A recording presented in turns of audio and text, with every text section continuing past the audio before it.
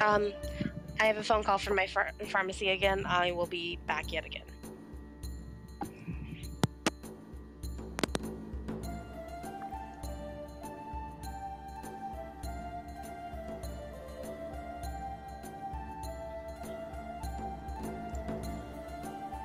And that was on the stream.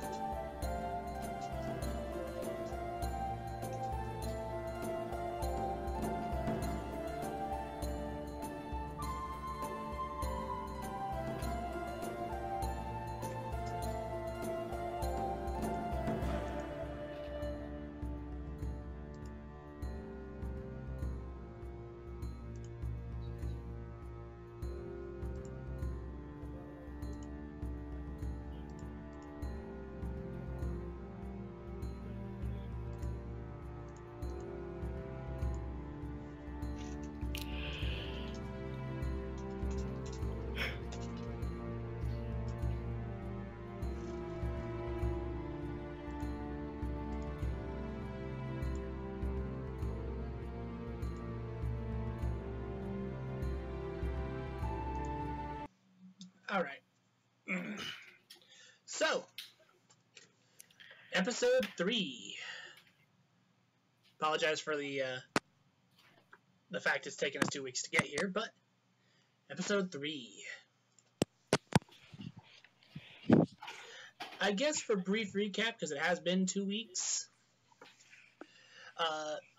Last week, the party obtained the red stone from Arikari, the matron of a tribe of primitive individuals who practiced blood magic. And then they kind of joined their, like, full moon celebration.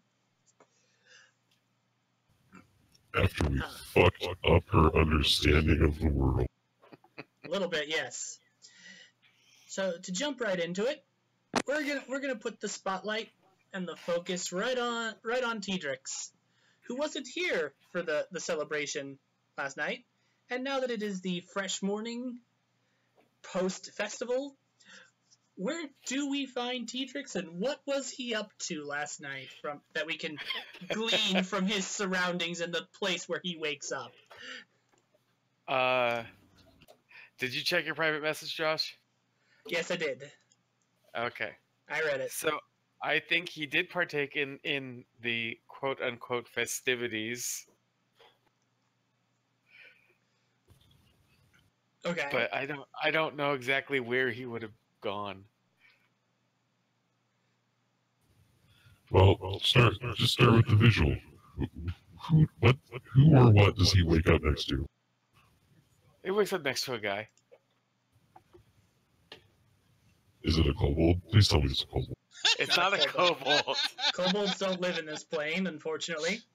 I don't know. They were those lizardy guys. They might not be small enough to be kobolds, but it's kobold-like. That's called a Viashino. Well, No, he wouldn't have gotten with that. Well, describe where he is, dude. You mean his sexual orientation? No. no.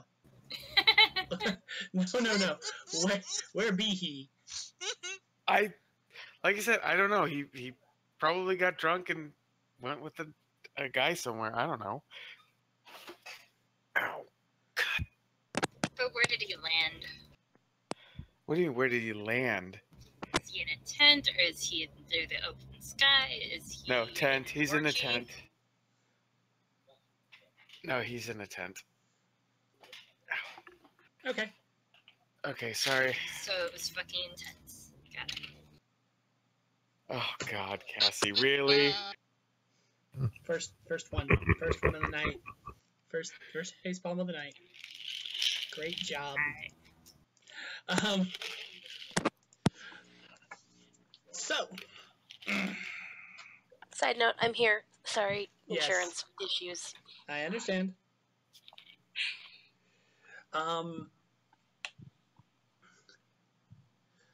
So I guess I'll pitch this as a scene.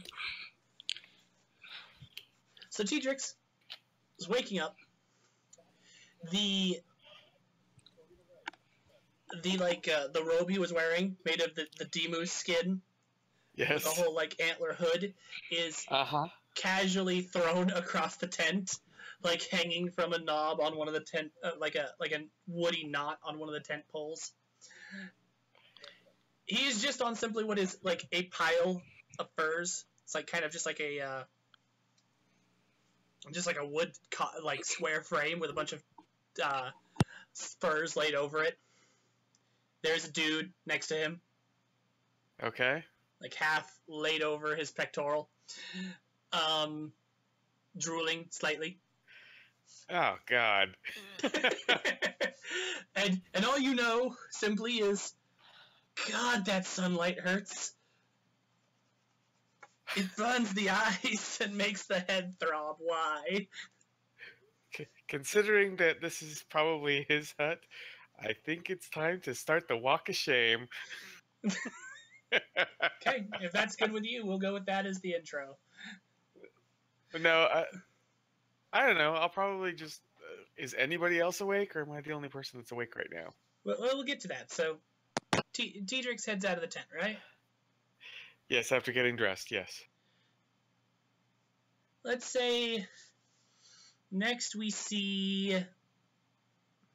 Let's go with the other person who we didn't see much of last night. Where's Alona?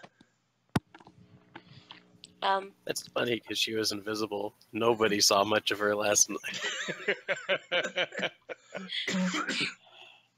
So Alona, like, basically found a corner up above because we were in like the cliffs and stuff, right, of the mountain range, or did we have to go past that? Barbarian? Yeah, She was kind of watching everyone. But yes, yeah. we're in a mountain range. Yes. I thought we were like not at the foot of the mountain, but kind of up. Yeah, we're A about little halfway bit. up a mountain. Yes. So eventually, when she's like, "Okay, I got this. This is all they're going to do," she goes up and finds a little crevice somewhere up a little bit higher to just where she can see everything still, kind of like the general aerial view, and just curls up and sleeps. Okay. Creates a little dome with her magic, and is like little grass so it's soft, and just is like, okay, good night.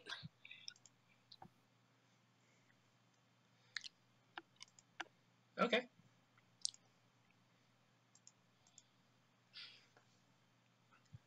So Tedrix probably sees this little ways up, this little like rainbow dome. Sure. Well, Rainbow Dome, or oh right, because she does do light stuff as well. Mm-hmm. Mm-hmm. Just enough of a shelter so that like the inclement weather isn't going to really bother her, if there is any. So I guess just for the sake of clarity, then, does she do hard light stuff like Lumen does, or is she growing stuff with her green magic? I was envisioning growing stuff with her green magic. I figure her light stuff's more her blue magic. Oh. Did I get that wrong? Was I confused on how this whole magic thing works? No.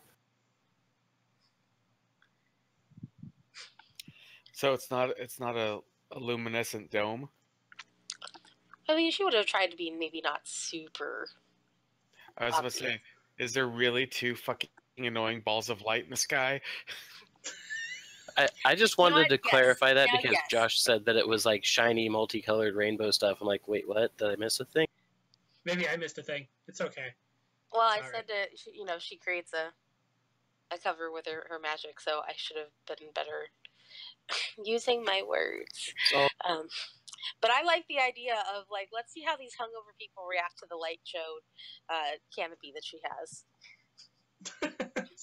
So we are going with that then. Yes, because that's going to probably be more entertaining. Okay. She also has not actually been introduced to the group, as it were. So, yeah. I guess. Anyway,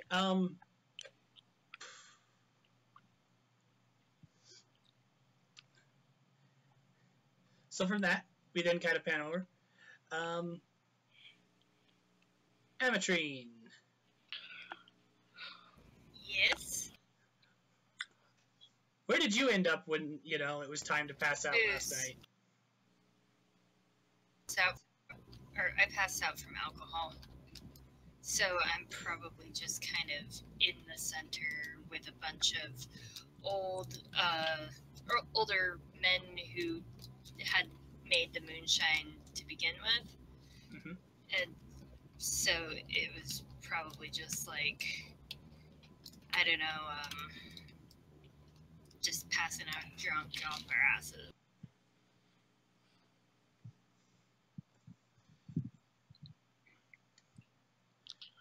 Is she in a barrel? Not quite that bad, because she probably handled her alcohol a lot better than they did. But, yeah. True enough. So maybe just leaning against a barrel. Possibly. Like halfway out of the seat, her head and arms over a barrel. I can see this. Yeah, she's gonna wake up and just her head. Oh my gosh. Oh my gosh. And I guess that means we'll take it then to, where's Malgarian?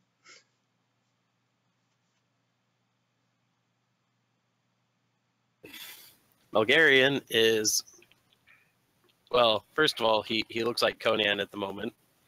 Second, buck-ass naked, middle of the encampment, the 2 women that he had been having a good time with, unconscious next to him.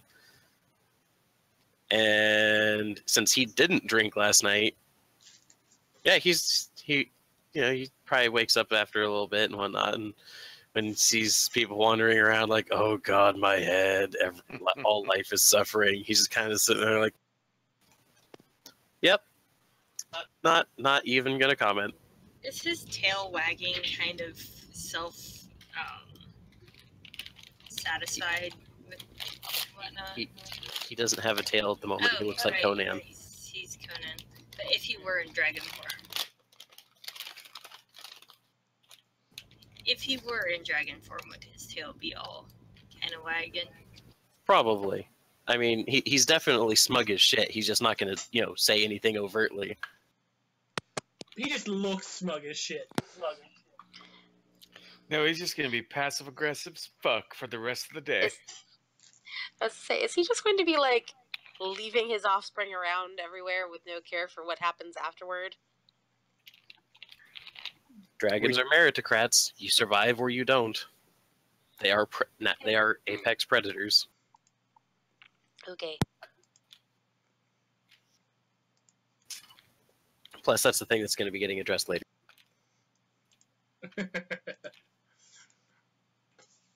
And that takes us up the mountain to where the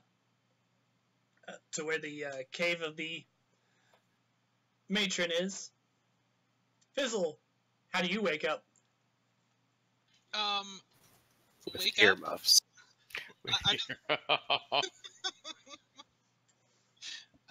I'm sorry, but the festivities are going to be still ongoing until somebody says I have responsibilities, or someone bursts in saying you have responsibilities. Oh my.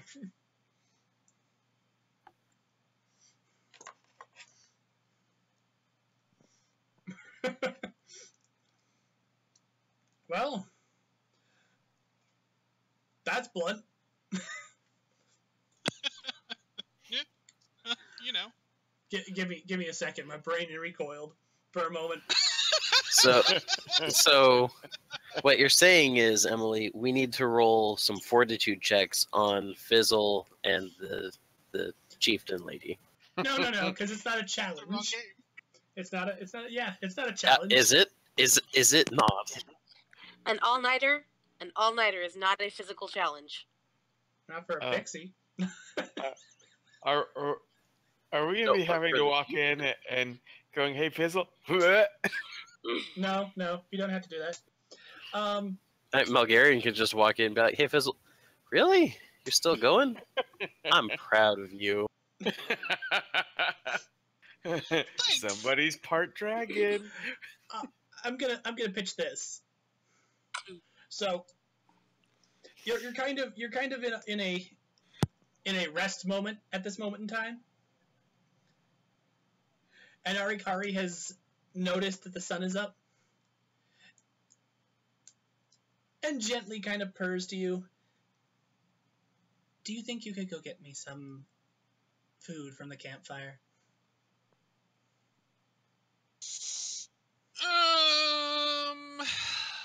Okay.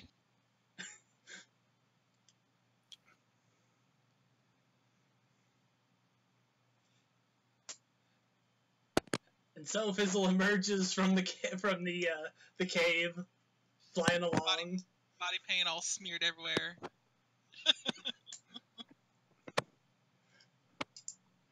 Indeed. No fucks given.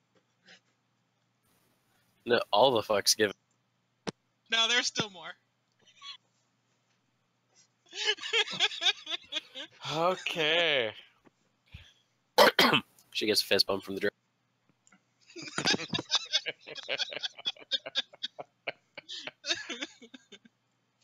And that is all that Tedric sees. He surveys the wreckage of the feast and festivities. So he knows if he wants to impress the dragon, all the folks. Wait, Cassie? Cassie, Yes. was that a compel I just heard? No. Hang on. Yes. What did she say? I didn't even hear her. I was just Pay more attention. teasing. Pay more attention. Say it again, Cassie. I've been I said, trying to. So now Tedric knows that if he really wants to impress the dragon, all the fucks given. Or, more of them. But considering that he bedded 2 women, I don't think that having sex with a man is going to impress him. You don't know his life. Yeah. Why are you assuming Malgarian's promotion of people getting laid? Because if Malgarian had an orgy, there would be men there too.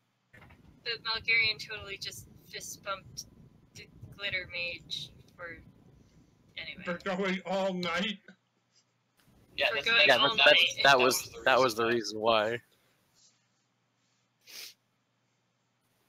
There Like, were no okay, men involved there.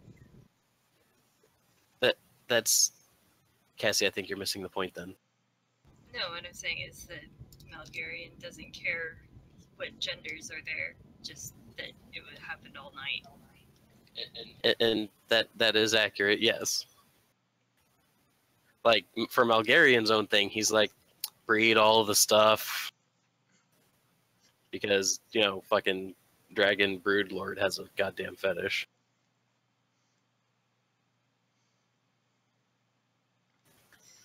Also, it'll be interesting to come back to this plane in like a year and see what has happened to the local population after this party. I know I will be fine. Hey, you don't know how this race breeds. You are now carrying its child. Aren't they human? This reminds me of Some of them. Was your partner human? Yeah. Are you sure? He is Is kind it of the same kind of? Is it Remember, the same kind he's of human kind of a you are? racist. He's kind of a racist. But you are were they the- developed on different planes. You may breed differently. Yeah. Also, they use black magic. Weird shit happens around there. GM is pleading the fifth on this regard. Damn you, Josh. And by the way, Matt, have you thought about the consequences of having a mass baby boom for this entire tribe? Like, children take a lot of effort and energy. And we're teaching them how to use different magics. Yeah, exactly. So yeah, it's one of those calculated long-term gain kind of a thing. It's fine. Wait, did we all agree to teach her bits of magic, or was it just... No, just Fizzle. Okay. Just me. No, Fizzle was teaching her the magic all. The 'Cause- magic of the glitter. Okay, because I was about to say, Tedrix would never agree to that. And some other thing. Well, yeah, of course. Why would Tetrix not agree to teaching not black magic to humans? Because the way he manipulates blue mana is different than anything else he's ever seen.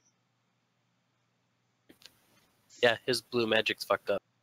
Well, It's weird what and I'm different. saying is that, like, we would just be teaching them to use other magics aside from black magic. It doesn't just have to be... But he would be teaching either his way, understanding okay. of it.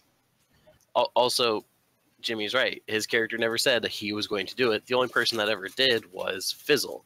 So it's moot. I thought he was objecting to teaching them other No, magic aside no, from no. black. Sorry.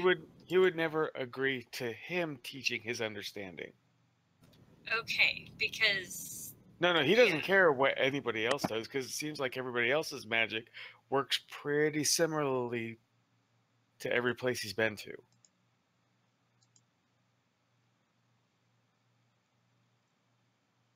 He's the odd man out here. Yeah, I thought that he was just objecting to them learning other magics. Oh no, he doesn't care. And besides, if Tedrix objected to that, it wouldn't be impressing the dragon, now would it?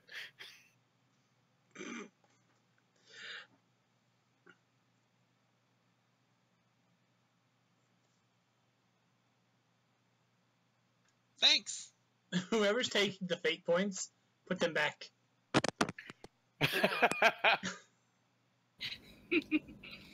No, leave him there. I like it. No, put them back. I will in a second. I had to do a shit. No, put them back. I would like my fate points back, please.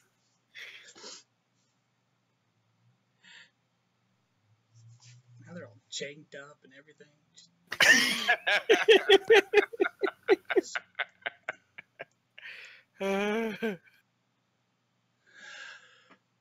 Anyway. So, as the party, as this group of planeswalkers, you need to remember, you're not really too much of a party. That's for a different game. As this group kind of starts to wake up, as a few other people are starting to as well. Suspiciously, the altars from last night that all the sacrifices were done on, they're now mysteriously just like gone.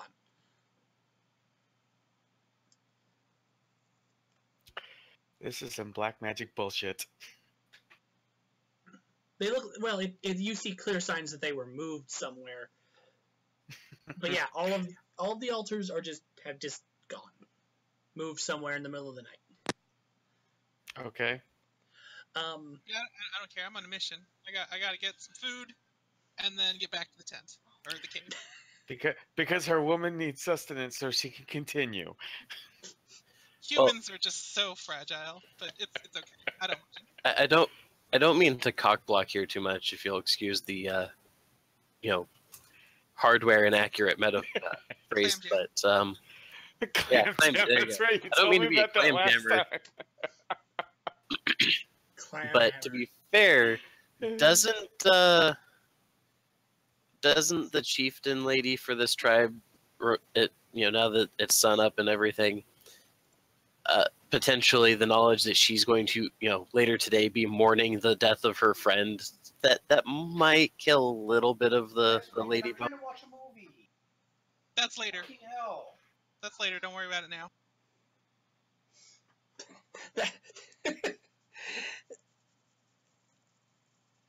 The future's in the future. It's right now. Nom nom nom. Nom nom nom. But yes, there are some individuals kind of tending a large blaze in the middle of camp, starting to get some food going. It doesn't look like particularly good food. It seems your choices are meat or some form of like wild root-based porridge or gruel. It's funny it because Demus? meat. Both. It's funny because meat is a euphemism for penis.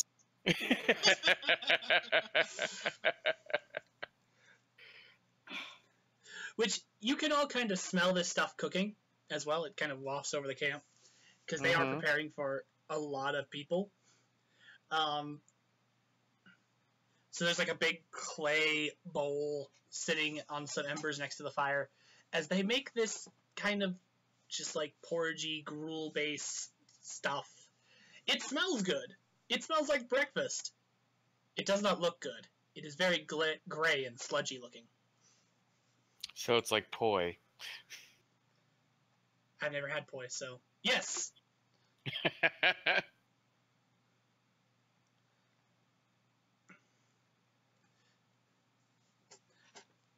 I'll try a little bit of that. Tastes fine. It's like grain-based breakfast goo mash. Okay. Well, then I'll just eat a little bit more of that then. I get some of both and take it back. I don't know what she likes. So we get both. I think we both know what she likes. She just wants food. Ah,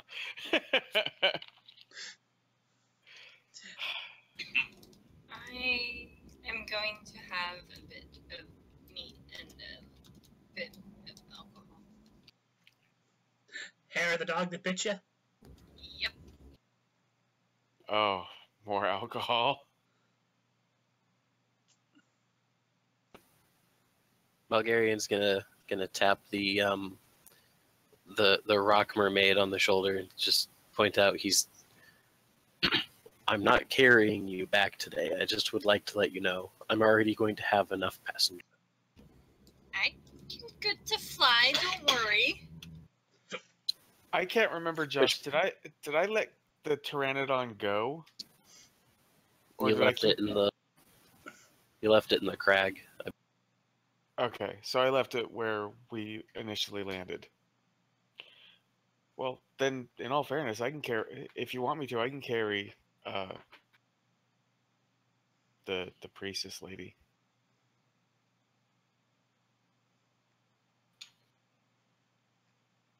Who else were you carrying?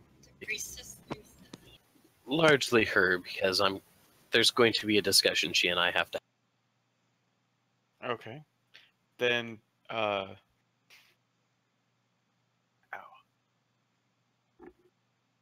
Well then, Amateurin, if you're feeling particularly lazy, I can give you a... Like I said, I am good to fly. Your character may be good to fly, Cassie, but you're not good to hold the button for the entire time you're talking. How much have you had to drink? It's a slippery button. I I think just I like was to point pressing out X instead of Z. that she just said she was DTF, down to fly. And No one's looked up and seen the glowy thing? I'm trying to avoid looking at it. Aw. Too busy. Look Are- later. Many people are looking up and seeing the glowy thing and being like, oh. Like many of the tribesmen are like, what the hell is going on? Didn't happen last month when we came to this festival. Should we wake her up?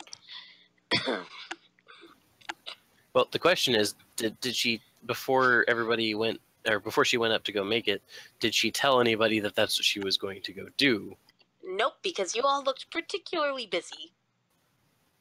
Okay, It seemed Yes. rude to interrupt.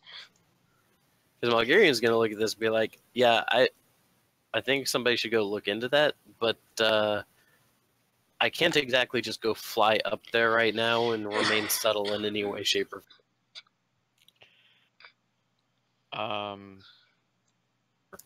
Amateurin, you want to handle this? Because I can only fly up or I can only get up there if I summon a big creature or I go get my ride. Okay. I'm gonna go ahead and make myself invisible. Can I do that? Or at least make it so that the people around me aren't really seeing me with my mind magic. These are not the droids you're looking for. yeah, you just If you create an feel aura-ish thing where you're like, Hey, I'm not perceived. hang on. Would we not know it's her? Because don't we have like Highlander sense?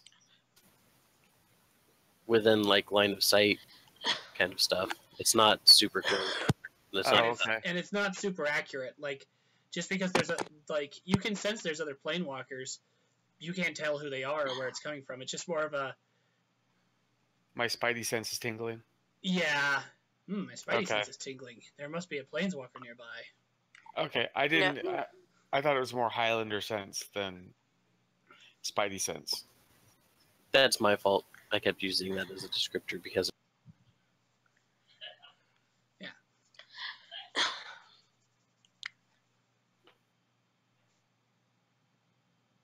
Anyway, but yeah, if you feel it's necessary, Cassie, to obfuscate yourself from everyone's view to fly up there and poke at it.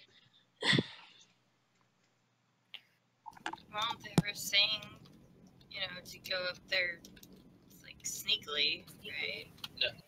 no, Malgarian was saying he can't go up there without turning into a dragon. Oh, okay. Which we've established last session, most people in this thing would be rather freaked out by. They would poke at him with pointy things.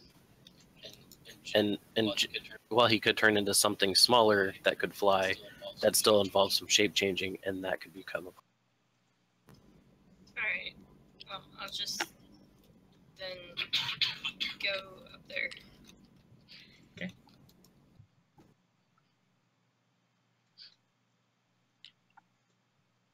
Svenny. Yeah.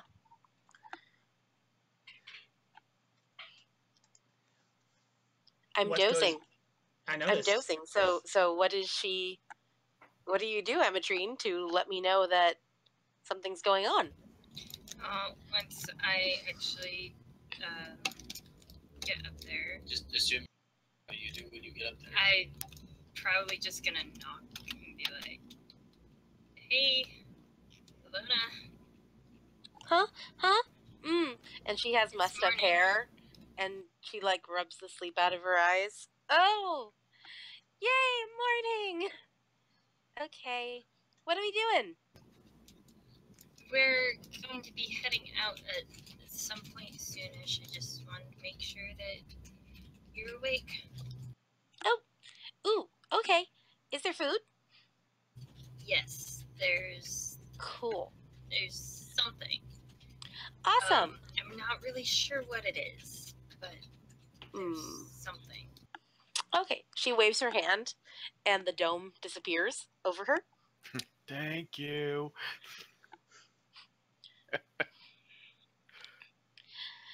And then she kind of gets up and dusts herself off a little. Alrighty, all set. So the mind magic really only works if you're awake to hear it. All I heard was the mind magic only works when you're awake to hear it. Was there something? No, that's what I said. Okay. Because you know how they're all connected through, like, in Young Justice. Oh, yes. Yeah. Only after you actually, get up and say that you made that as a thing. Yes. Well, it's only gonna work if she's awake to hear it. Okay. She's awake. And then now Amatrine's gonna connect everybody again. Alrighty, so we go down then, and she's going to be like, food!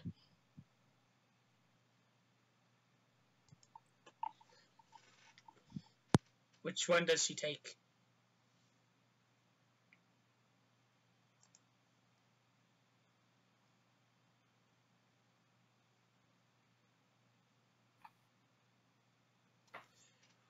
Alright, so I believe everyone's somewhat gathered at the fire pit, probably having food. Except for Fizzle, who grabbed food and went back. So did I. Yep, she's just like, all right, see you later, losers. I sent you the message, Josh, because Annie was talking but I was gonna take some food back to the other guy.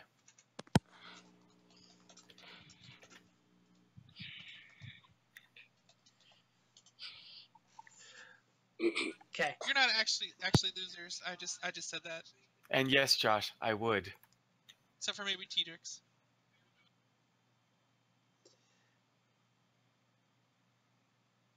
What? I didn't say anything. Ramble. Okay, so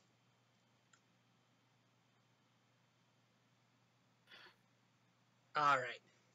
So Tedrix heads back to that tent with a couple bowls of food. Dude is still asleep.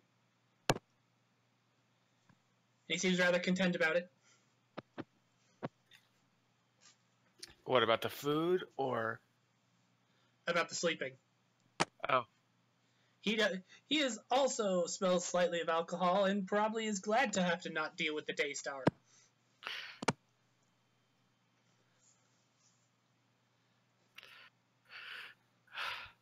Well, I'll be sure to leave a bowl with him then. I'm not gonna wake him up. Lord knows I hated being up this early. Why should I wake his ass up? True enough. Morning festivities. Duh. Okay, I can tell you right now that is the last thing I'm thinking of when I wake up in the morning. True enough. And to get to that point, I guess that's actually a good segue, because there doesn't seem to be much in the way of morning festivities. Certain members of the camp wash off their body paint from the previous night. There are things, of course, to clean, like make tidy the various areas of their tents and whatnot, and huts and whatnot. A small hunting party goes out, since this is a largely female-oriented tribe, largely made of females. And the visitors to the camp seem content to start packing up what they brought, the few meager possessions, getting what mounts they have, and heading off. It all seems very quiet compared to the festivities of previous night, and you guys are largely left to your own devices to, do the same, pretty much. Eat what you need, and then head out. Mulgarian's gonna go take up a post outside of the chieftain's tent, and he's gonna start being the peanut gallery for Fizzle in her head, commenting about, like, we do have a mission though, and she's going to be with us all day, and if you really need, you can come back after we drop stuff off. But we did promise we would get her back to the fortress by sundown today, and that does mean we have to leave soon. Another great segue, as that does seem to be a little bit what Arikari's up to as far as the thing. She does know that she has things to do, and so when Fizzle gets back with food, she seems to be preparing some of the tools of her witchcraft, things like that. Basically, preparing for her own day. I see it's time for responsibilities again. She gives a wan little smile, unfortunately. Breakfast. Do you get, so yeah, she takes what you give her. Oh my. Dirty.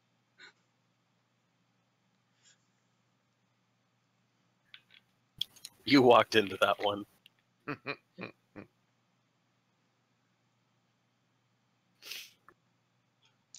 It's fine. I understand. Responsibilities. I've had those before. Oh, you mean like now? She seems actually curious about this. Oh, you don't have them anymore? Well, no, actually, like right now, I actually have them, but never mind.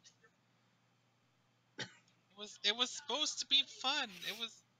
I was being cute. She giggles. Don't pity giggle me. I don't know what's more unusual. The pixie with the stamina of a dragon, or a giggly blood priestess. Besides, I don't think that was a pity giggle. I think that was a notice me senpai, considering, again, we turned her entire fucking world understanding on its goddamn head the night before. Boom, we're gods. There you go. Wait a second. The bodyguard, who's the weakest of all of these people at Magic, made a goddamn legendary powered sword. What? It's made of iron. I don't even know what this metal is yet. And all that glitter. All that glitter. The special glitter. Well, great. Now the blood priestess can live up to her life goal of becoming a stripper. Who's to say that wasn't already part of her function in life? Well, but she can't be a stripper unless she has lots of glitter that's spread everywhere. No, that's Fizzle's job. Spread the glitter. Is it work? So glitter is what we're calling it now, huh? Wink, wink. I was waiting for it, Matt. I really was. Oh, you'll be waiting for it. The thing is, though, she's chieftain. She has body painted women to strip for her. She doesn't need to strip herself. Oh, I see. So she's a madam. Yes, she is. She's already done her time doing the dirty work, or not so dirty work, depending on one's point of view. Well, if the festivities are over, I guess it is time to clean up and get dressed. Yeah, over like your grasp of the English language. Words are hard. It's not just words. I was... Matt, you never cease to disappoint.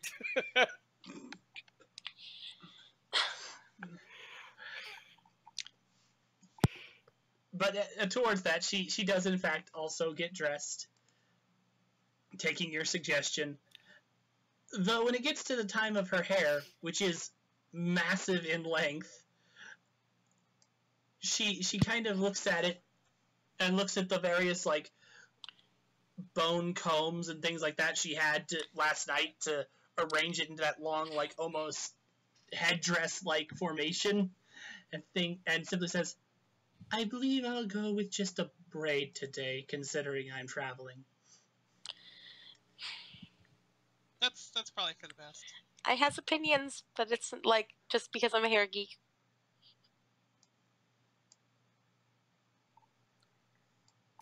Well, then say the damn opinions. We're not gonna guess.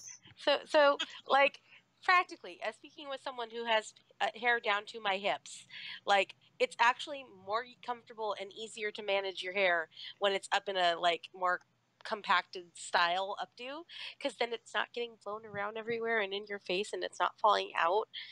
It stays so much better. I suppose that might be true, but Annie, how long do you think it would take to do that form of hair sculpture?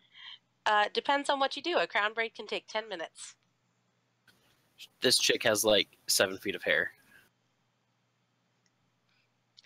Okay. Lots and lots of pinning, maybe 15. Yeah, this lady's got like anime levels of hair. It's kind of funny. Yeah, and normally it's like up in like tendrilous bull horns on top of her head.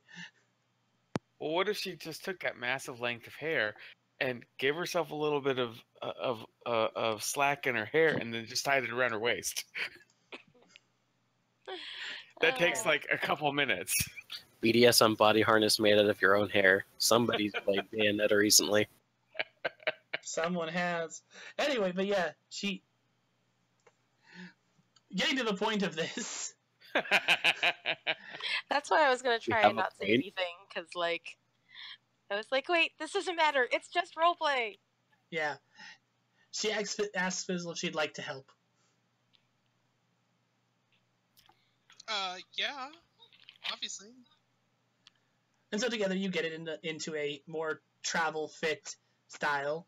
Less, she's a lot less regal, and like, I am the most magical person in camp, and a lot more understated. Sorry, I'm right now imagining the little Fizzle helping with all that hair. It's more like just kind of playing in it, honestly. Yeah. True enough.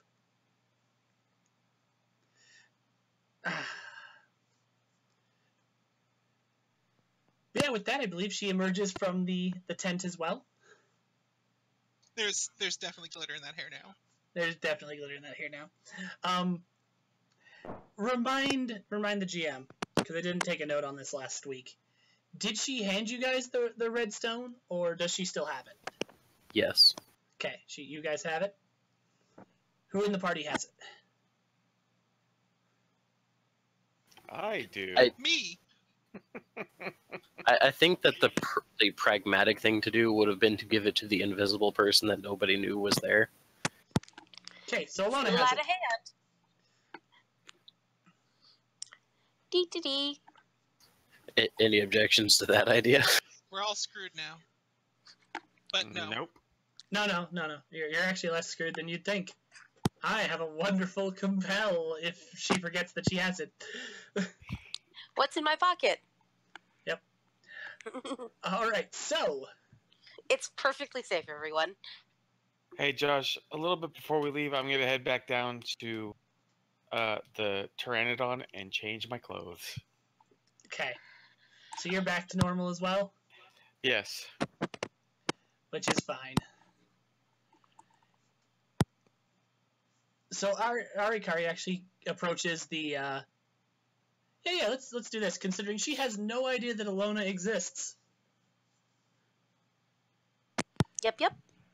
So she actually approaches I'm gonna say Ametrine and Alona at the fire, having their food With Fizzle on her shoulder. with Fizzle on her shoulder. Malgarian following behind since he's continuing his facade of honor guard. And she takes a long look at the glowing individual.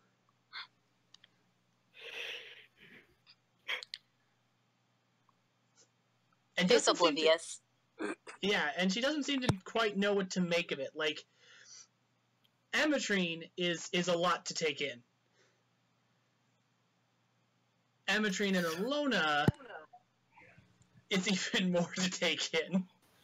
Wonder Twin powers activate. Form of disco ball from hell.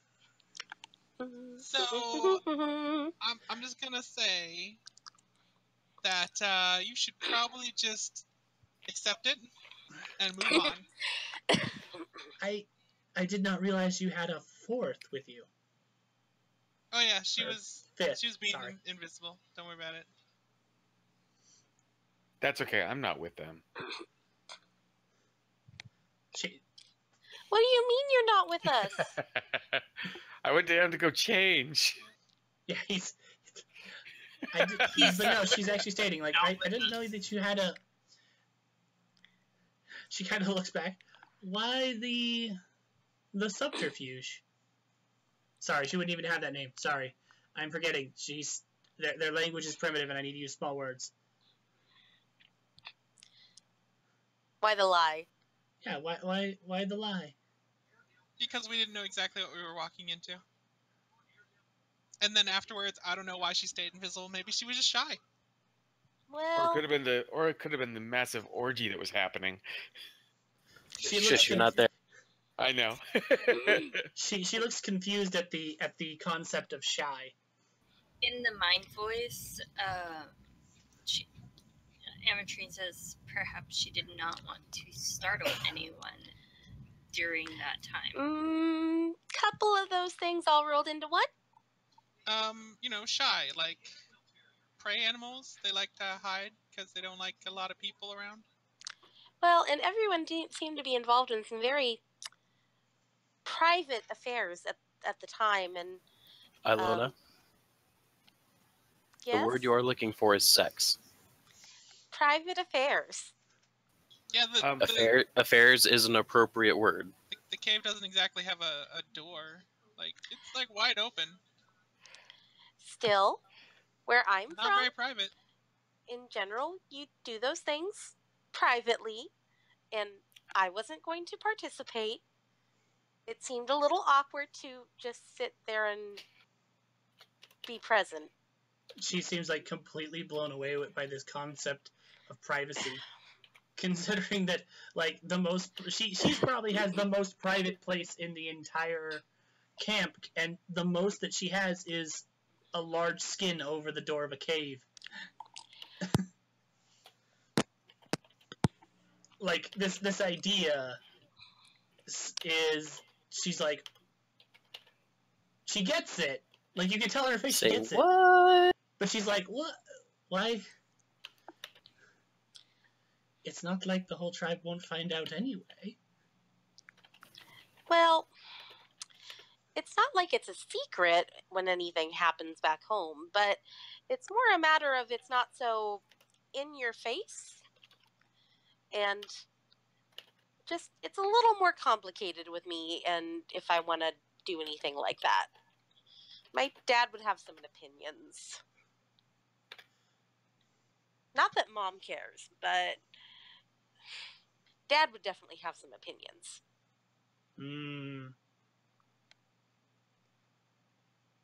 This I understand. So, anyway, I just decided I would just go find a spot to sleep for the night. That seemed like a reasonable choice. Yeah, she's really kind of, I don't know,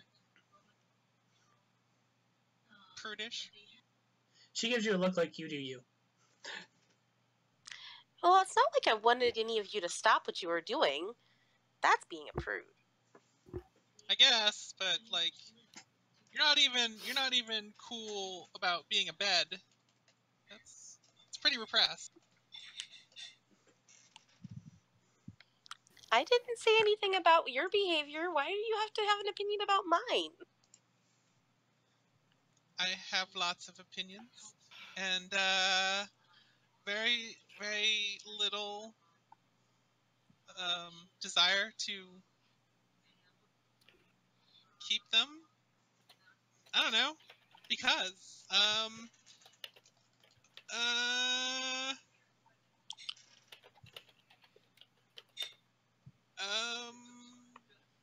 I don't know, because you wouldn't be in my bed. That was mean. I had to sleep on the hearth where there was a draft. Fizzle. Fizzle.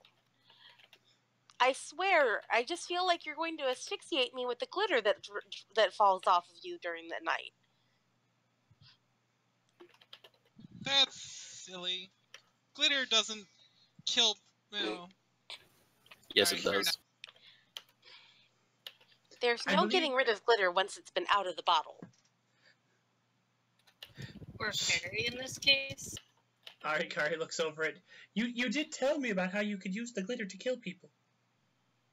Yes, that's why I stopped talking. So it's Fizzle. It's not that I am like trying to be prudish. It's a safety concern.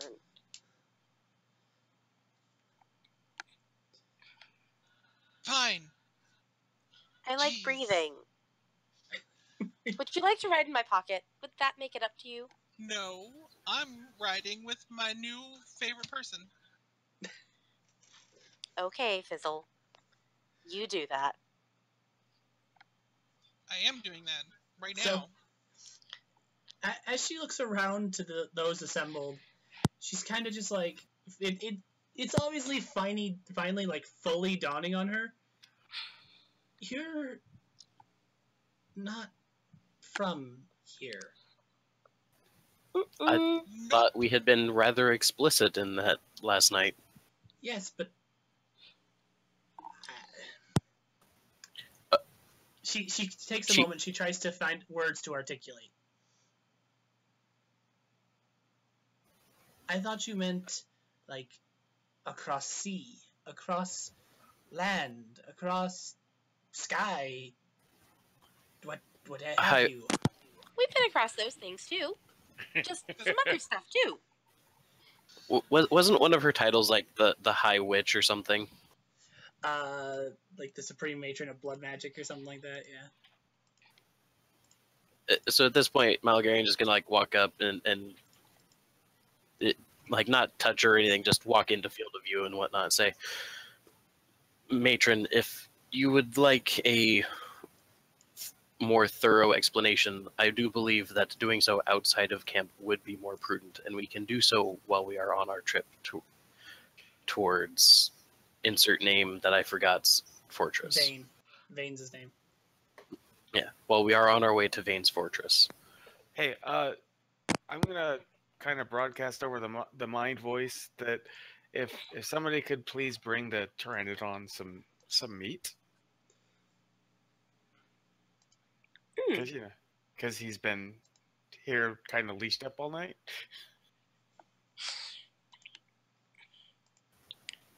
All right.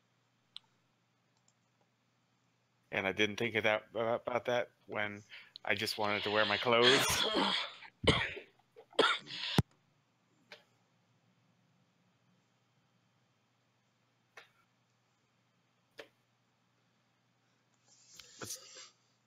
Yeah, I'll tell you all about it. Actually, I don't know that much about it. I just started doing this myself. Valkyrion would be probably the best to explain everything. He's been doing it the longest. Yeah, probably. Out of character, eyebrow waggle. I know. I know. All night long. No, actually, he didn't do it all night long. Oh, You I did it. kind of just assumed that his partners would eventually fall asleep. I mean, he's got his highest stat is physique. If he was going to go all night, He could. if it came to a die roll, I'm gonna make.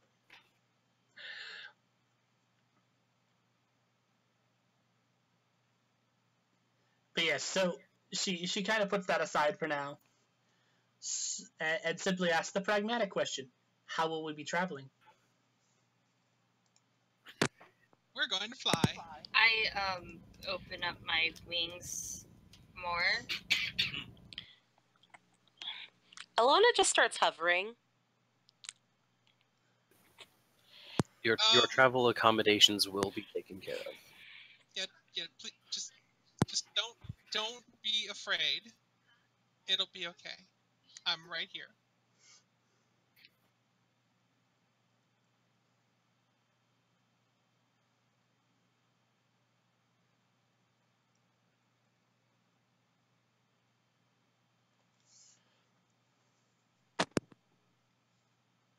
Very well. So yeah. And with that, I believe we can get a travel montage underway. Well, there's a thing that has to be done before that, though. All right, let's unpack that. So once they exit the camp and they get over towards Tedrix with his Pterandon and let it eat. So once that's taken care of, they're going, and I'm assuming that they're far enough away from the camp that's not going to be a problem. Malgarian is going to look at her and say, "Okay, I have something to show you, and I need you to know that what you see now is not what I truly am. Like I said, don't be afraid. I'm right here." And then he's just, with the little bit of forewarning, he's just going to shift into his actual dragon form and then just continue with, As I said, your travel arrangements will be taken care of. And we can explain where we come from while we are on the trip. Still right here. She faints. Son of a bitch! Going down! Going down! Mayday! Mayday! Should Well, I That's... stroke her or something? That was not quite what I anticipated from somebody who... Blood sacrifice is a reasonable and acceptable cost for their magic. Perhaps you coming down beforehand would have been the best option. Given this response, I feel she may have turned to flee thinking that I was going to eat them. Should I start strobing or something to wake her up? No, I got this. Yeah, She may have epilepsy. I was about to say, so yeah, let's find out that she's also an epileptic. I just don't know what else to have had happened with a -2. That's the worst result you can get. No, it could have been one lower. No. The table only goes to -2. Oh, well, I'll go ahead and roll my white mana to see if I can heal her of her fainting spell. Does that sound reasonable, or is this more of a she needs blue mana to be snapped the fuck out? No. First person that called it was Fizzle. So, Emily, how do you try to wake her? Like the usual way, light slap on the face. Slapping? Light face touches. Just lightly tapping her face. Hey, it's okay. Wakey, wakey. After a moment of this, her eyes flutter back open. Why am I on the ground? You kind of fainted. It's okay. I told you. I mean, I know it's a lot to take in, but I promise you, I am right here, and you are perfectly safe. And Malgarian will not eat anybody. He's polite like that. At this point, she fixes eyes back to Mulgarian, specifically Mulgarian's teeth. And if you're really worried that he's going to try, then if he actually does for some reason, I will just blow his face up with my glitter. Sure. Would it be Yeah, better? great. Why don't you just go ahead and cast doubt on that while she's worried about it? That's nice.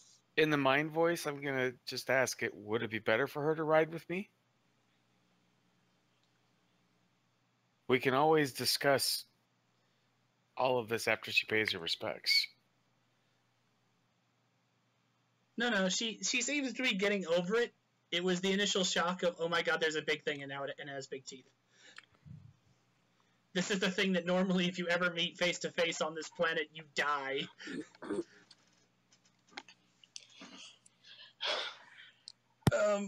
So yeah, she seems to be getting over it. It's like, so...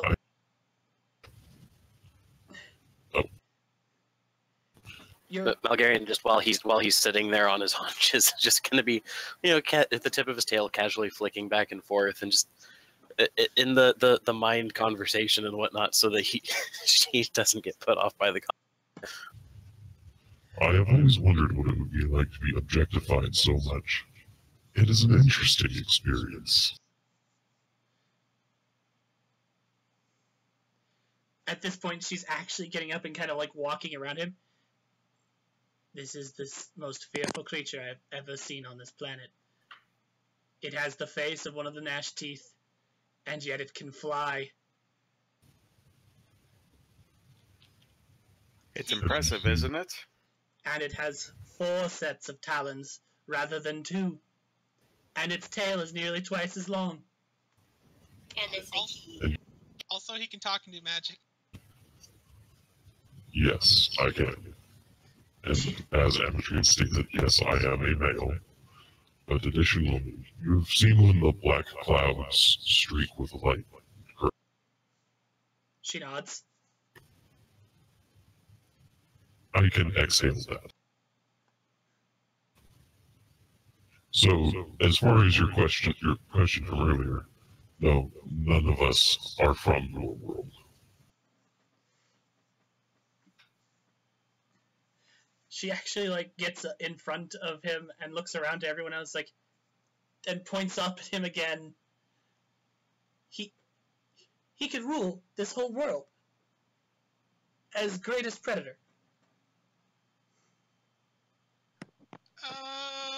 I mean, I guess if he wanted to. I don't really feel inclined. That's, I mean, maybe? Second only to the Great Eater. Who's the Great Eater?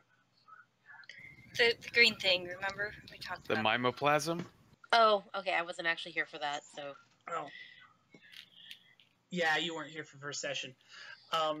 Basically, there's a massive... It's a giant amoeba that steals freaking traits from shit that it eats. So I gotta say, it's basically like a giant slime, right? Yeah, it's a giant amoeba slime Cool. that steals Cool. traits from We're things good. it eats. Cool, we're good. Caught up.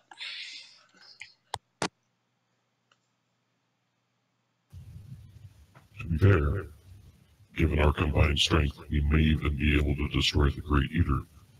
But, given the size of it, I don't want to start that fight unless we're...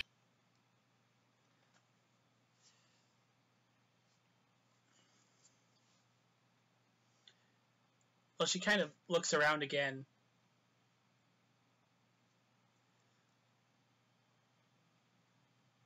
If you could kill the Great Eater, it would save many lives, but I understand.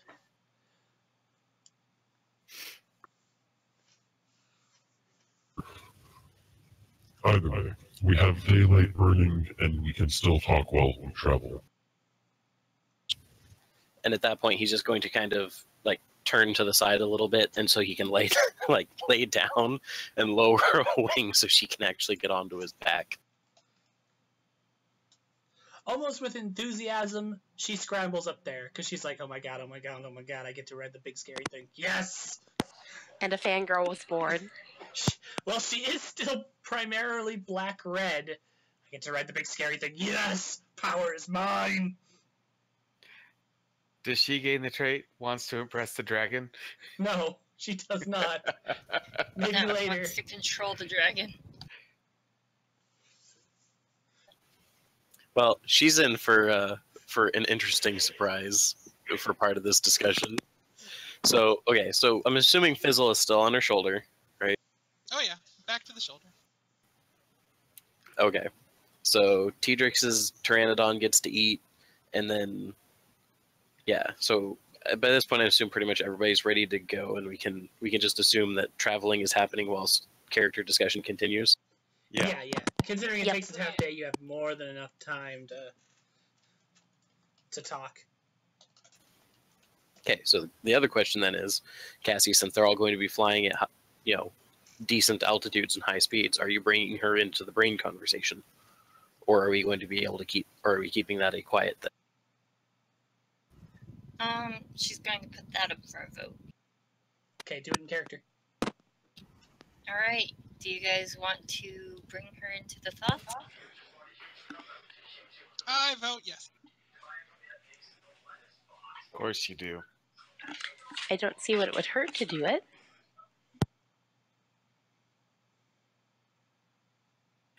I can't see a reason to not do it either. As much as the back of my inner voice is saying no, I with the high speeds that we're going to be traveling, I can't see it not being beneficial.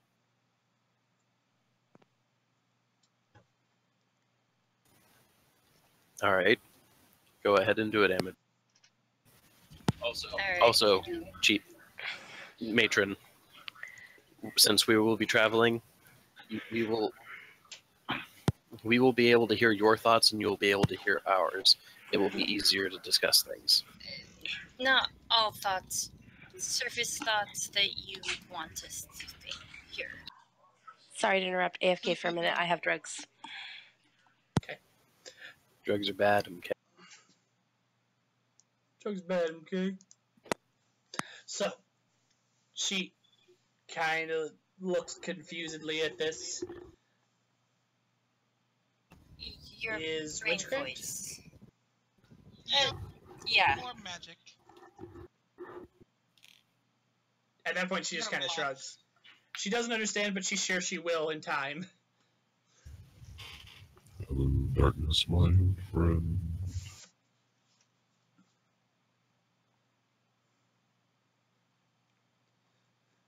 So you bring her in? Yep.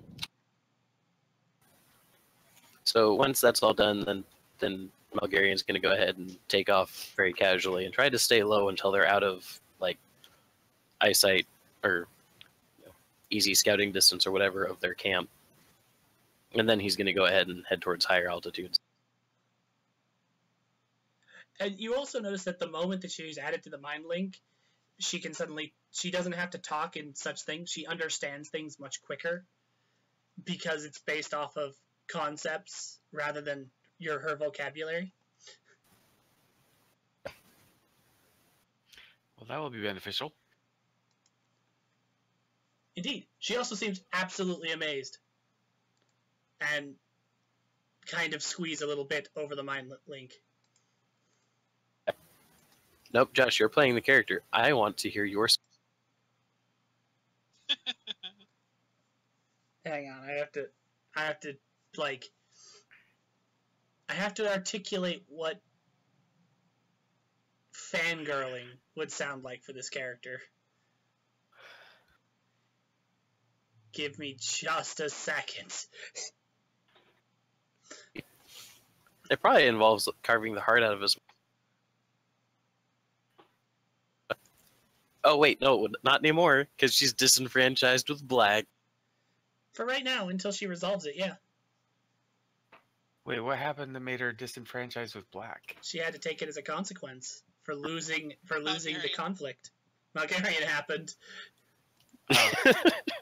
I invoked 3 aspects in one roll. I was like, yeah, by the way, you think you're all powerful and shit? So I'm the weakest spellcaster here right now. And see this sword that I made with a legendary result? Yeah, this is what happens when you don't require blood sacrifices and you actually learn what the fuck you're doing. And Anyway. I also rolled the like dragon in sheep's clothing thing and a whole bunch of other shit. And we fucking destroyed her. Yeah, she was forced to take it as a consequence of losing her conflict with her verbal conflict with the party. Anyway, but yeah, she's like the thing that comes over the mind link the first time a brief conversation happens is, "This is absolutely amazing. You are all talking, but there's no mouth movement. I can hear you all perfect." Magic witchery like this exists. Yep. You'll figure it out eventually, probably.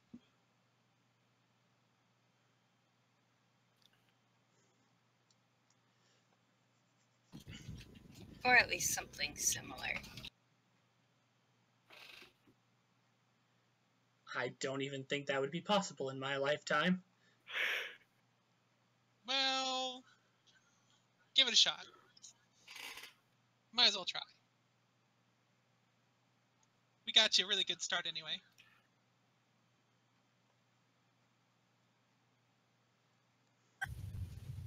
And with that, I believe that Yes, the the conversation happens, right? So, the first thing that needs to be explained, Matron, is yes, we are from a different world than you. Each of them. At which point, because like you said, the psychic conversation is concepts. When he says world, like the nice part being, at least in my head, is when he says that, the concept that comes through actually is going to give her context for the scale he's talking about. So she doesn't have to imagine it. It's part of the thought. Right. Okay, just wanted to make sure that was like... Yeah, basically you're saying that, like, you give her the concept of that there is a multiverse, there are lots of worlds other than hers.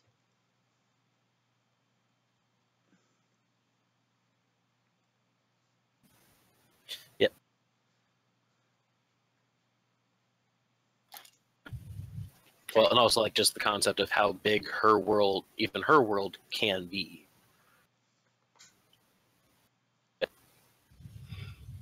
We are chosen, as it were, by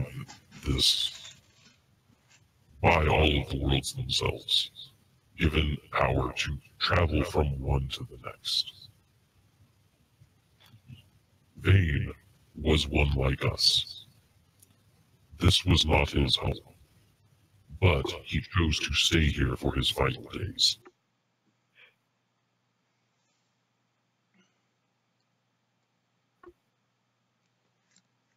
Her question immediately becomes, why here? You knew him better than us, and so I would imagine that you know better than we do as to what his motivations were.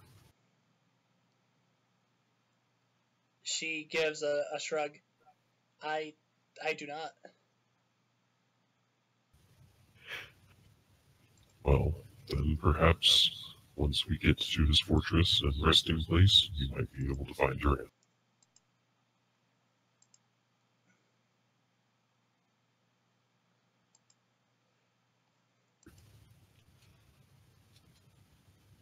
So, what needs to be explained about why we are as capable in magic and witchcraft as we are is actually not because we are what are called Planeswalkers, but our own abilities ourselves. You are right that you have a hindrance because your entire world must fight for survival perpetually, so you cannot dedicate yourself to the study of your witchcraft. But there may be something that will be helping you with that in the future. Over the festival last night, I cast a spell that increased the chances of any woman who took seed of actually producing an offspring. And there is every possibility that 2 of those will be mine. No, tea.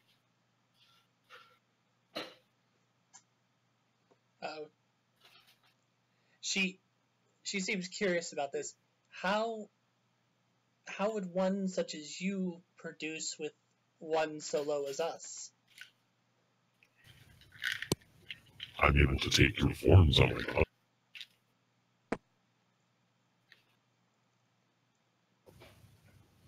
The magic of my blood allows me to breed with nearly whatever I. You will have 2 powerful casters of magic in your tribe, and they will also be likely your most powerful warriors.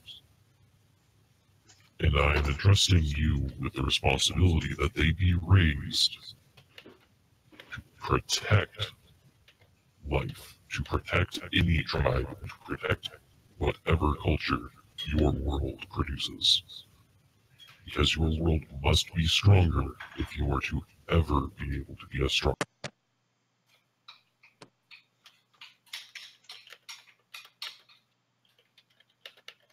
The implications of this have left her rather speechless. And I laid my pixie eggs in you, so I'm kidding. That didn't happen. I don't lay eggs.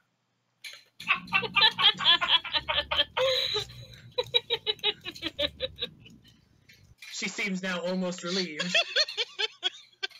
For a moment, she looked like she was about to faint again, but now she's not.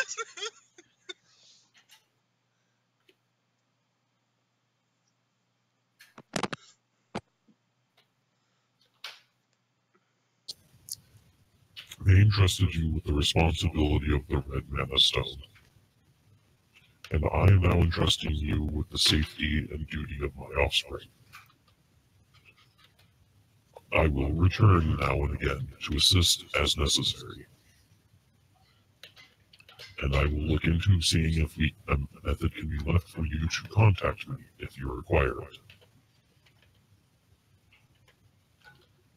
And I apologize for leaving responsibility with you. But if you prove that you are worth it, that you and your people are up to this challenge, you will be rewarded for hundreds of.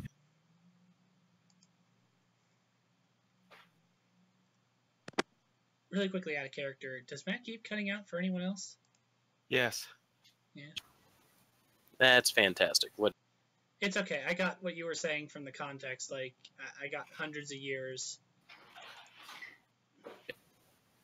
Yeah, pretty much as long as she doesn't fuck up and actually, does what you wanted them to do with them, then, yeah, he pretty much he's implying, I'll come back and give you more over the next few hundred years. Just don't be fucking stupid and make sure your people don't be.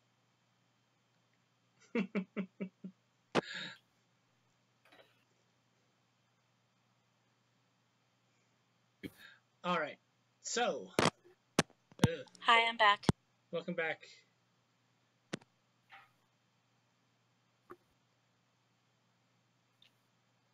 She seems to understand. Still a little bit speechless at the fact that, she has now these additional responsibilities to add to her existing responsibilities. Plus the revelation that her world is actually, while quite large, and larger than she even anticipated, still only small in the grander scheme of the cosmos. You can do it. I have faith in you.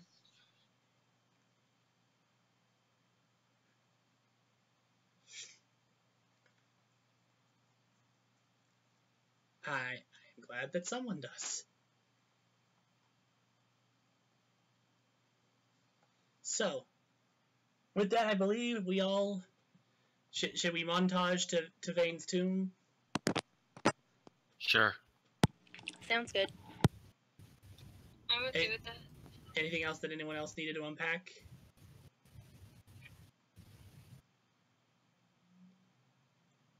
I don't think so, no. Lovely.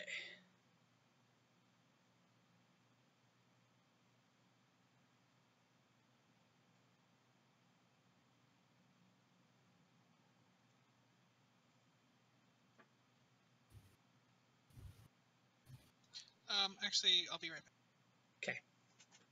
So, Yeah, because I don't think that there was really anything else that needed to be covered. I mean, we got the kids, we got the explanation of what is a planeswalker. Magic is more than just witchcraft. Oh, that I think that there probably would be like professor-esque whatever lecture about, and there's different kinds of mana. You're probably aware of this, but did you know that there's 5? They do different things. Your black mana is kind of self-destructive. On this Powerful, so you can use it, but you might want to be careful about that. Also, my kids are going to have an affinity for white, so good luck with that one. True enough.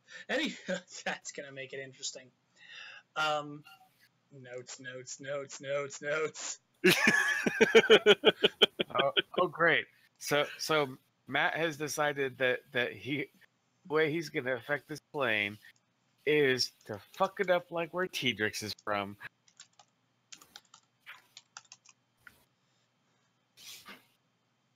I'm playing a dragon bard. I fucked my way into this problem. I'm gonna fuck my way out of it. Okay, so Yeah, but do you have to make us fuck our way out of it too? No, you're the one that took the thing of wants to impress the fucking dragon. Also, God Emily damn it. chose to fuck her way out of it. Just saying. She was tall. I think with the exception of you, Cassie, and Annie, we all chose to fuck our way out of it. This is true. all right, so it is much like the trip before. It is dusk by the time that you arrive back at Vane's tomb, and you are all a little travel weary. Okay. Specifically, Arikari kind of has a little bit of a bow-legged walk going on, and it's not because of the previous night. I return.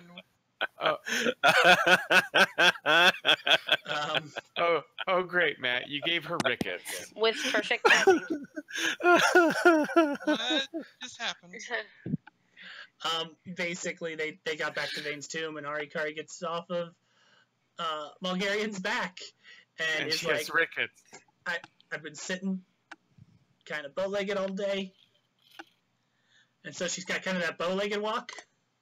Well, and to be fair though, with the sheer width of his shoulders though, she probably was not straddling his back.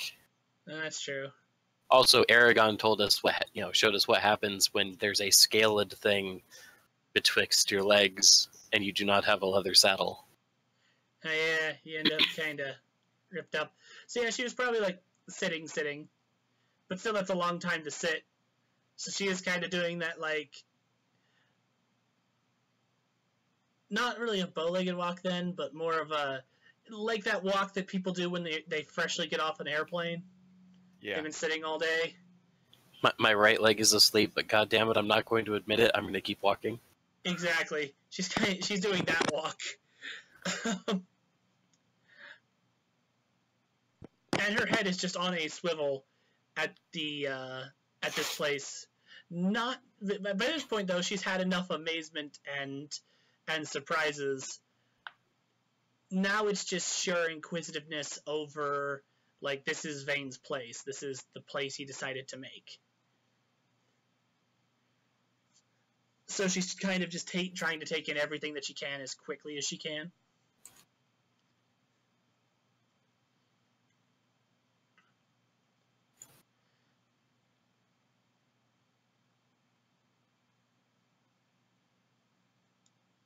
I believe so, Matt, that he kind of fixed his magma bed hole.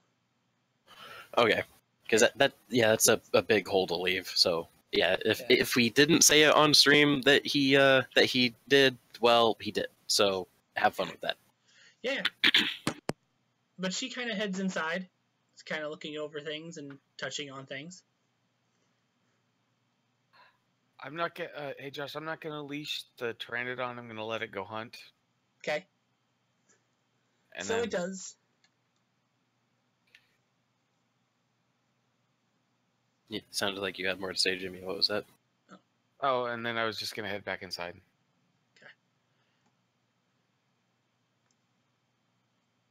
So, with bluestone and redstone in your guys' possession, what do? Wait, when did we get the blue stone? First session. That was Yeah. the black stone. No. The Blackstone. Okay, Blackstone was in his fortress. We went to the ancient ruin thingy and found. Oh, that's right. That's right. Oh Okay. yeah, I forgot about the ruins. I forgot about it because Tedrix wasn't there for most of it. Mm-hmm.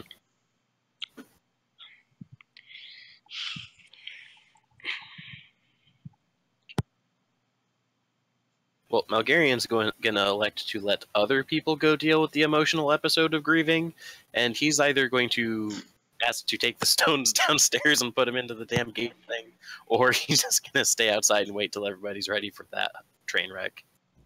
Amatrine's going to join Malgarian. She's not really all emotional like that. No. Alona's definitely staying with brain. Please function better. Harikari. Harikari. Ari. Ari Kari. Ari. That's where Fizzle's staying. All right. All right. If those two are staying with the priestess, I'll stay with the rest of the party. Okay. Because yeah, there's no point on mourning somebody or watching somebody mourn somebody that I don't even know.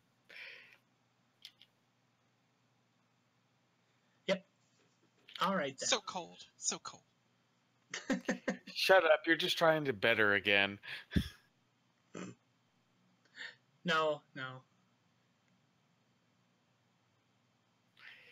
I don't have to try. I was waiting for it. Okay. Yeah.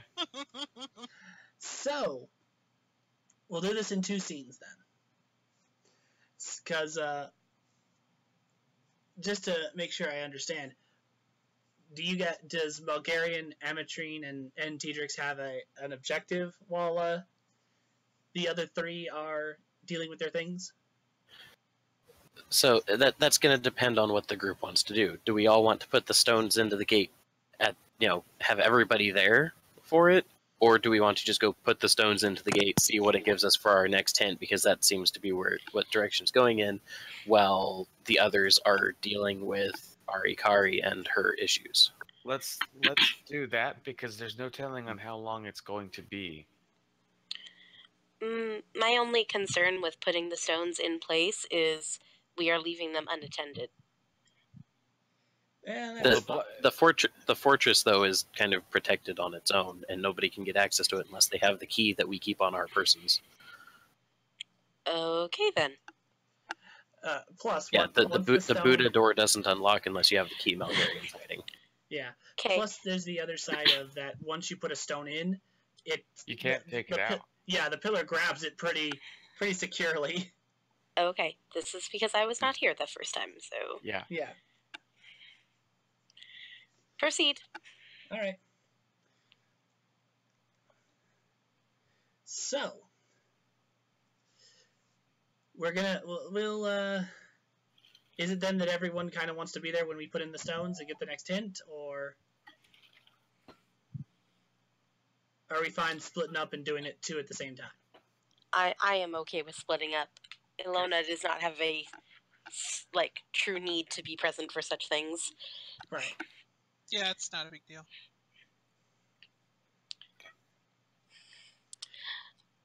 Also, Ilona's interest in Arikari right now is because she's got that bit of empathic sort of traits, and she can detect, the the unsettledness going on.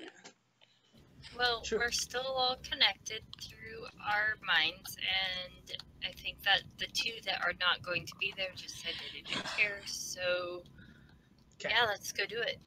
Okay, so we'll do Arikari's thing after the setting of the stones, because the setting of the stones is going to be a little quicker.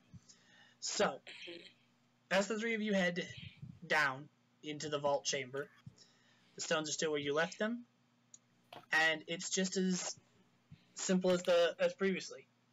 Red stone, blue stone. The magic circuit completes. Black. Yeah, just the same. It was black as when it was black. The magic circuit of the pillars complete, lighting up part of the room and lighting up a corresponding color stone on the vault door in front of you. In addition to that, the runic script on the floor speaks out. The blue one gives a hint to black, which you've already found, so it doesn't matter. And however, it gives a hint to white as well. Simply just saying, follow the course of the river. In a clutch of their most precious treasures of the walking towers lays the white stone.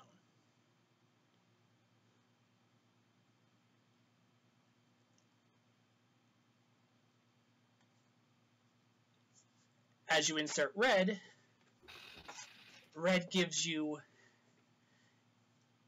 the hint to green. And to black as well, but you already found black. And greens simply goes,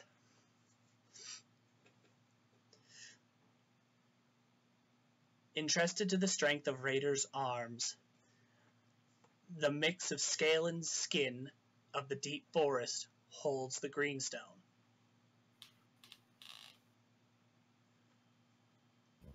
Scale and skin.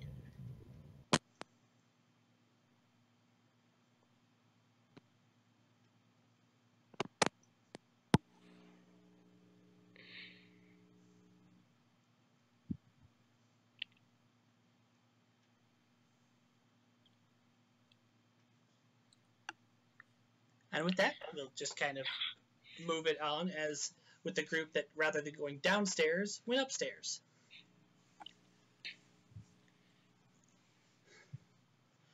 So, Fizzle still on her shoulder, and Ilona following behind. Arikari kind of hesitates at the door to the living space where Vane passed away. She can feel the warmth of the fire pouring through the door. And Ilona, you got that little empathy thing for people. Mm-hmm. You can kind of feel that there's like this sense of dread, like it's been a very long time since Arikari's ever had someone important to her actually pass, and she's not sure how she'll handle this. So she comes up beside Arikari and smiles and says, "Do you want to go together?" She nods softly. And very unobtrusively, Ilona takes her hand and just walks her quietly into the room. She also reaches up on her shoulder for Fizzle's hand. Yep, got that. We're doing this. Mm-hmm. All right. As you enter the room, it is as you left it. A suitable cottage kind of style living space. Part cottage, part wizard's lab. Spread out before you.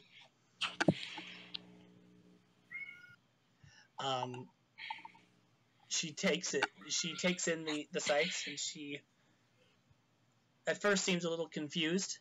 It is not what I would expect for a burial site.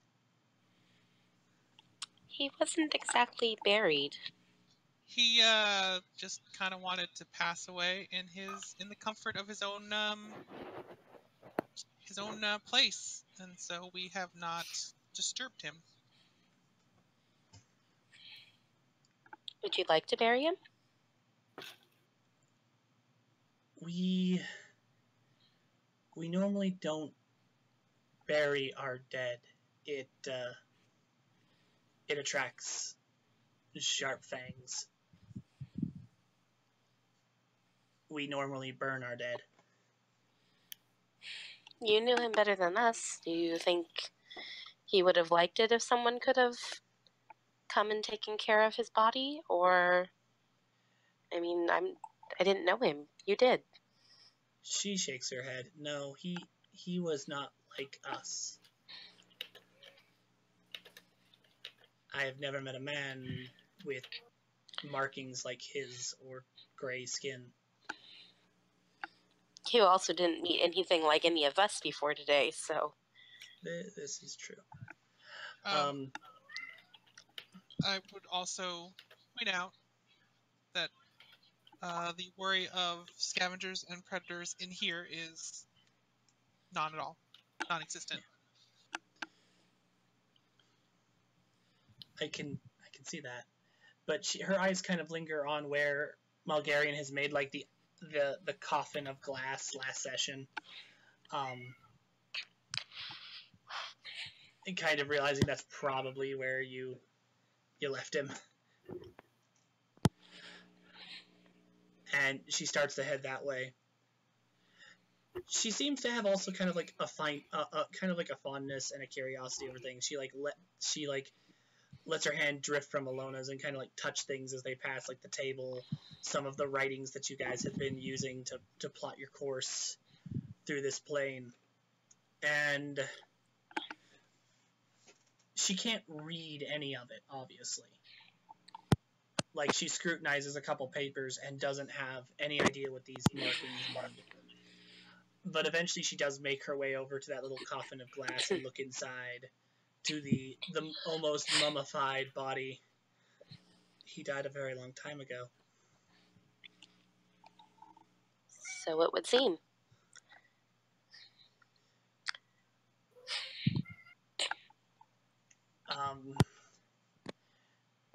She kind of kneels down next to it, like looking.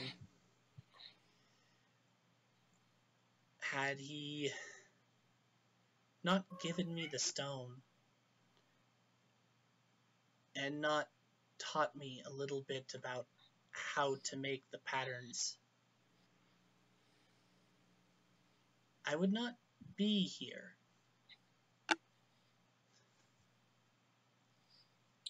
Because of your age that you've attained, or because your position in your tribe would have been different? The old matron was very cruel. She did not have a predilection for weakness in the tribe. The weak were sacrificed, and I was not a very healthy child. Well, I feel like that is probably part of why he gave you the stone to begin with. That, and he felt you were worthy, good for your tribe, people like you. Things did change when I began to ascend the ranks. Because, unlike the others, I needed to sacrifice no blood to make patterns. I could just use the stone. Maybe he wanted to see things change for your people, and he thought that you would be a good way to make that happen. Plus, it led us to you, and now you have new and better ways. This is true. Could you let me alone for a moment? I would like to look through this place and understand him better. Of course. And All Alona right. walks out. If you need anything, just let me know. I will. Thank you.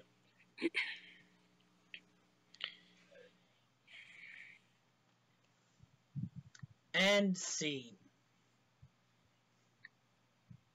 So,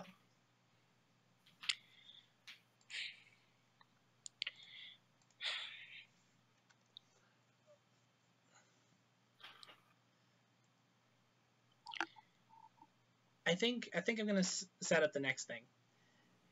A bit after that, the party gives some space, probably relays the hints. Can we hear it Conversation again? going on in Discord. Oh,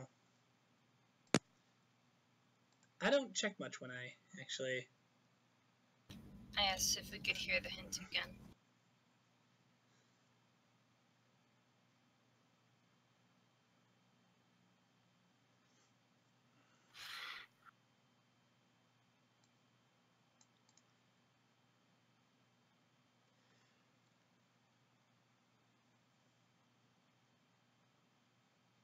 So, Josh, did you hear Cassie's thing? no, sorry, say that again, Cassie. Can we hear the hint again? Certainly. The white or the green hint? The white one. The white one. Follow the rivers. I believe it was follow the river's course. In the clutch of their most precious treasures, of the walking towers, lays the white stone.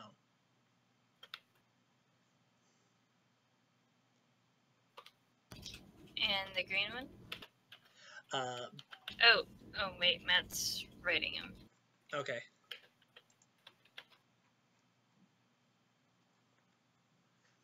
He said go ahead. Yeah, the green is by strength of the raider's arm.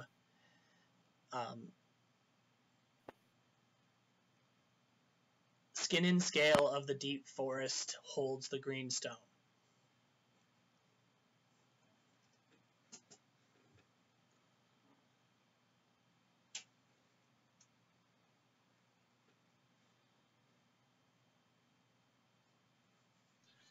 Well,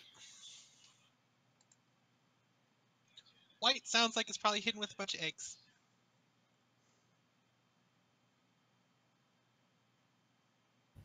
Or clutch.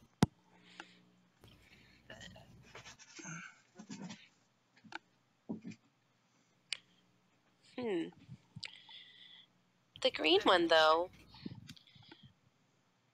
I mean, could that be that group that we saw the other day that came to check out Malgarion? That was one of the possibilities that was thrown up. I mean, you have to start somewhere, and never hurts to go ask. Actually, thinking back to the discussion, as T-Drix and I were considering these things as well whilst you all were upstairs. If you remember, those that came to investigate what happened here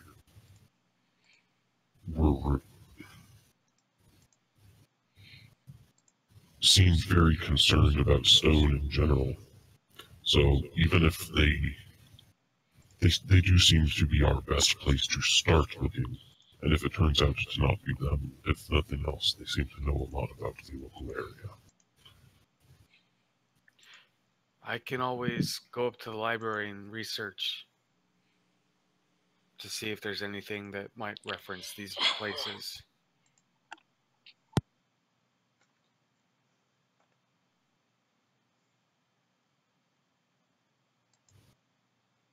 I mean, it helped with the last two. Indeed. Up to you. Well, that's true, I suppose. I mean, everything with the clue of flesh and scale, or skin and scale, it's telling me that it's Beastmasters, but that's just my own experience.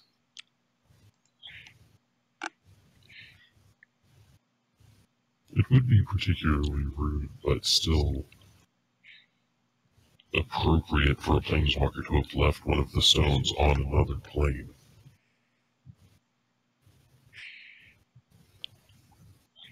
To make sure that whomever actually acquires the book has the skills and means to actually use it. All right, I'll go take a look and see what Bane had as possible clues.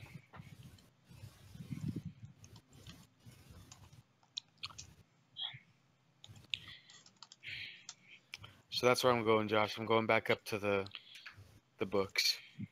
We gonna hit another another prolonged research trial. Yes. Okay. The target number on this one will be 12. Oh shit. What am I looking at again? Oh, Let's- investigate, right? Investigate. Yeah, that's gonna suck. Well, the good thing, well, Arikari's up there, also up there reading a little bit.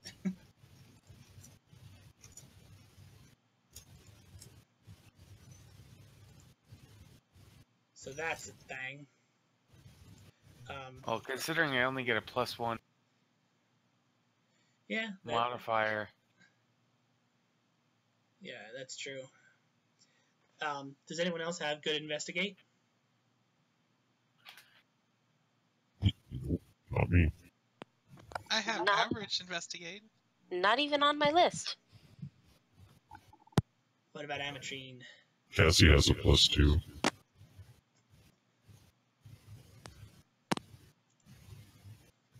Well, up to 2 people could probably help with this task. Or could probably do this task. Yeah, I can head up there and help. Give me 1 second. Okay, since Cassie's gonna help me, maybe the others can ask the priestess if she might be able to, since she's from here, she might know a little bit more. That's true enough. So here's how I'm gonna set this scene. So everyone kind of heads back up.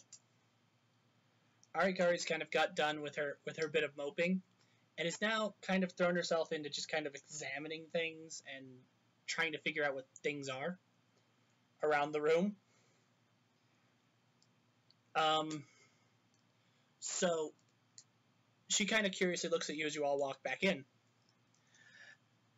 Ametrine and Tedrix will plop down with some of Vane's journals, start reading through them, looking for references towards raiders or beings of skin and scale. While we're going through this, whenever I say roll up and investigate. When you collectively, as the 2 of you, hit 12, you've found what you need to, and tell me. Okay? Okay. Alright, can I use one of my aspects? What aspect would that be? Tenacity and ignited my spark. Yeah. I'm going to add this until we find it. You should use I should never use it. I should never judge a book by its cover because it's fucking literal. I thought about it. I really did. I really thought about Yeah, it. on any before you make a roll, just tell me that you're going to be invoking that and throw the fate point in my pool there, and you can add a +2 to your roll there. But make the roll first, just to see if you actually need it, okay? Okay. So, make your first roll. And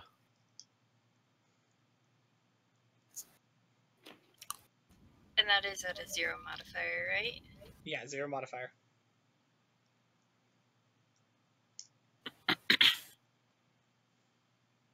Well, you guys are off to a good start. Yeah. Well, okay, Cassie's off to a good start. Son of a bitch. So, meanwhile, Arikari is kind of like looking over what you guys are doing. Just simply says, you can read his writings? Yes. One of the many blessings of having been chosen by the universe to be a planeswalker. You know, also, if you're from the same place, you could read his. I mean, technically, you could learn to read it anyway. but yeah, we got an advantage. Is there any way I can help?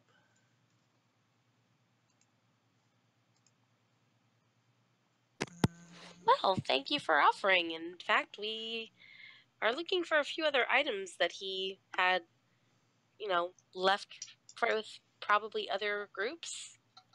And we're wondering if maybe you had some ideas what some of those places might be.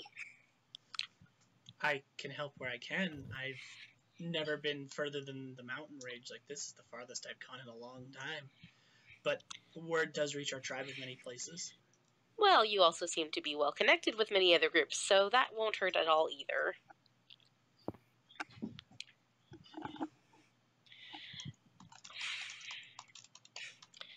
So, one of the clues talked about a river and ending up in the clutches of most precious treasures, white stone. Probably river and white stone are probably the important words there. I hang on, actually. I need to add one more thing to Matt missed on the hint. It's the most precious treasures of the Walking Towers. Ah. Okay. Oh, okay. Like I said, I'm pretty sure it's in some eggs. Walking White towers towers? sound like sun eggs. So yeah, as you mentioned, Clutches normally is nest, right? Sure. She actually like kind of gestured with her hands like the dirt bowls that the dinosaurs make to lay their eggs. Mm-hmm. You would in fact be correct, yes. I guess so. Unless The is question becomes, what is the reference to the Walking Towers? I think that Fizzle may have a point. Thank you. yeah, she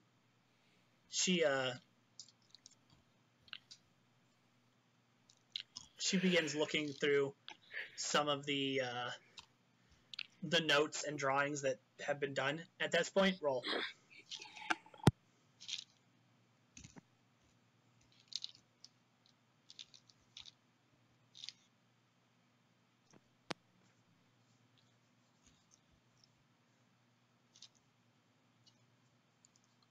Oh, Oh, yes.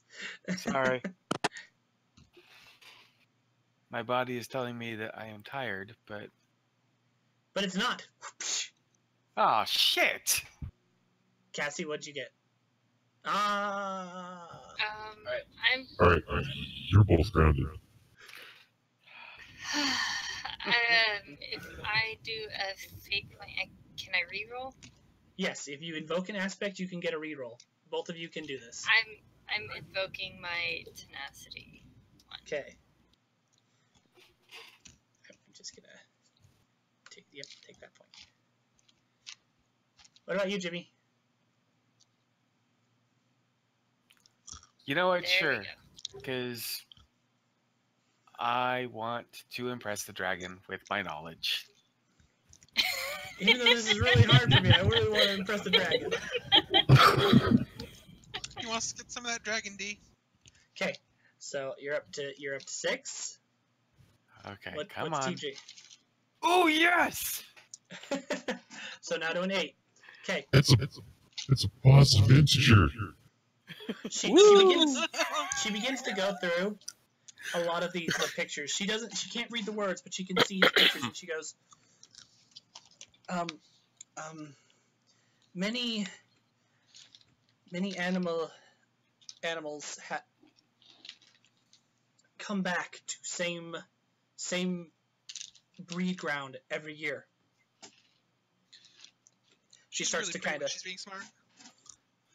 What's that? Also, Josh, she still is in the mind link, by the way. Oh, so she doesn't need to use small words. I thought she's probably talking both verbally and mentally. Yeah, some creatures come back to the same clutches every year to rebreed and lay eggs all over the place. Well, let's hope they're not the fuck these guys Asauruses that we read about in the books. Yeah, she pushes forward a couple like large predators. These, but not walking towers. They're not big. She kind of sets them a town. She kind of pushes aside the picture of the sun neck for a moment because sun necks, forests, and they don't. Eventually, she settles on another creature that looks like the sun necks, but bigger. And she's like, these.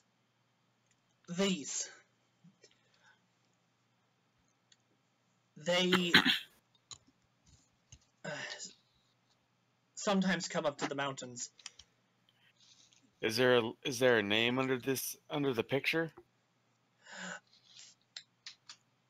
It's just simply called Scaled Titan. Okay. Fucker. No. Motherfucker. They migrate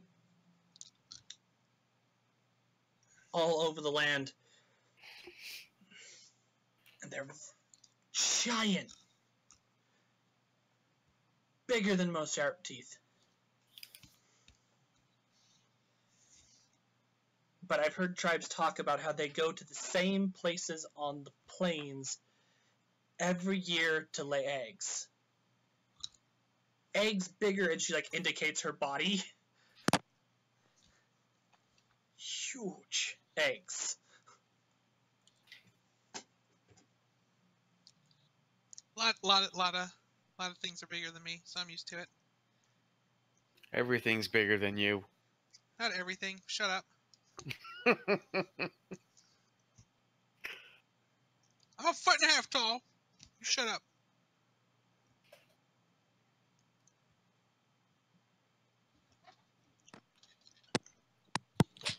I don't know why this just made me think of it, but you're the size of an American Girl doll. Oh my. That's quite the comparison. But yes, actually, hold on, I guess I gotta do this up again.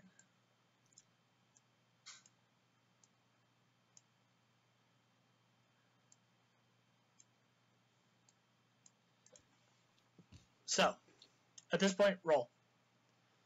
Oh, okay. Okay. It's a positive number. I'm okay with. No!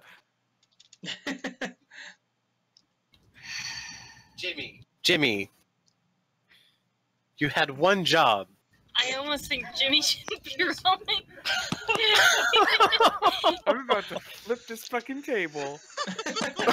Jimmy's making it harder for us. Hey, Jimmy, is there an aspect you Supposed to could be a invoke? team player, asshole. Is there an aspect you could perhaps invoke for this? Yeah, if you don't want to have any more fate points.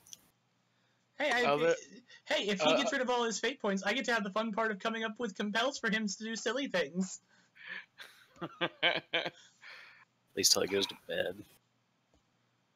In 45 minutes. Oh, I better get Oh, working on fuck it. that Earn then. your fate point. Yeah. You get 3 per session. Work it, baby. It is The only one I use 'em or can lose think 'em. of, the only thing I can think of is the whole has to impress the dragon. Because I think I had one that we left empty. Yep. Did we? How Yeah. about this? At this point, my mistakes haunt me. Given how you're rolling, That But would it- also work. You do realize T-Drex would have to realize at this point that he's being more of a hindrance than a help in this research, and feel guilty about it to make that invoke work. Oh, if I realize him being a hindrance, I'm trying to think on if I can explain how that would tie in with that.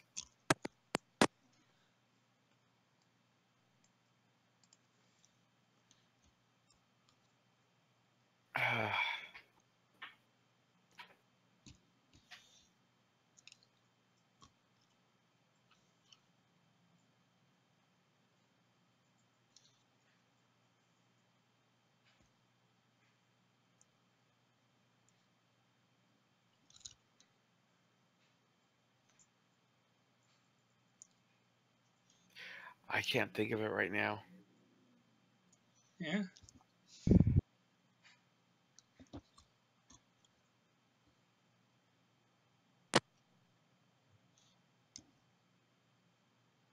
Because mostly when I was thinking about my past mistakes haunt me, it's the fact that he needs to stop being,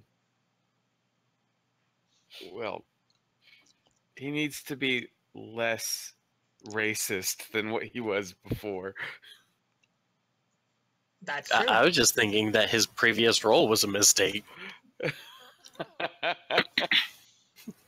apparently he's just like re-examining his whole life now. That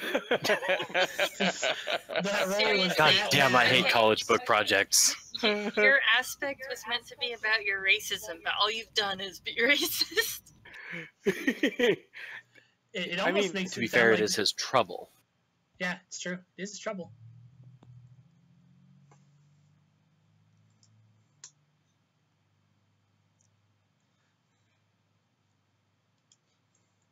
I suppose it could also ring into the whole thing that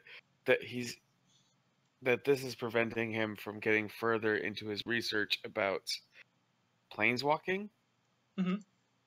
which rings back to the whole thing of him not helping his own plane because, well, he planeswalked and he can't bring help back. I'm probably not even explaining it right. No, you're making perfect sense. And in that regards, being a hindrance would mean he is reliving a past mistake. I put in a potential suggestion if you did want to fill in that 5th aspect slot. It's on Roll20. Well, you should generally not fill it in when you just so you can evoke it immediately and have an advantage. You should pick it when like something comes up for the character that you feel like really defines the character. Oh yeah, and that's why I make it was just a suggestion. Like maybe because he's usually the first to be hey, I looked things up. It helped. Maybe I'll go do that. Which is why when we were talking about his character creation, I suggested I have a book for that. True enough. It was just an idea. Okay, so I'll use another fate point and reroll. Okay, so you're gonna reroll. Yeah, do not disappoint me. Well, it's Okay. better than It's nothing. a positive integer. You're up to 10. So how does he give me a little narrative here? I should be making any invoke have a little narrative on it. So he goes back kind of to his past and about how I need this book. I think it's more kind of PTSD that this is stopping him from. He's internalizing that he is not helping to further his goal by not finding the answers. So how do we see that visually? Probably him getting extremely frustrated, throwing what he had, and going to get another one. I pitch a twist on that. Okay. Since it did give him a positive success, he gets frustrated, throws a book down. It knocks open another book, and as he looks and he's like, look what I did, kind of moving the book back, he looks at the page that fell open, he's like, this! I found it! Hooray for dumb luck! And not judging books by their covers. I mean, All right, so we go back to the other side of the table where you're looking at the Titan scale, or the scaled Titan. Okay. So what is the other group doing with that? You have the page just kind of sitting in front of you. It's a big dinosaur. Which, on that note, Josh, did you see the thing I posted in Discord? No, hang on. Yeah, it's not that big. Okay. I just wanted to be sure because I was Yeah. like, is that what he's describing? I think that's what he's describing. It is the biggest of the long necks on this planet, but it's not that big. It's not a titanosaur. Okay. It's not a titanosaur. I'm okay with that.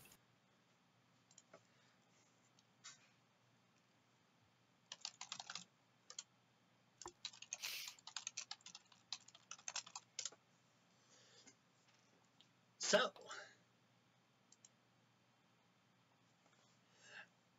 but yeah, he marks them as the longest of the long-necked herbivores on this planet, on this plane. Vane has marked that they have a migratory pattern and that they seem almost aloof to any threat or danger for the most part, but that if there is something that manages to down one, they are also skittish, and if one falls, a stampede is almost always the result.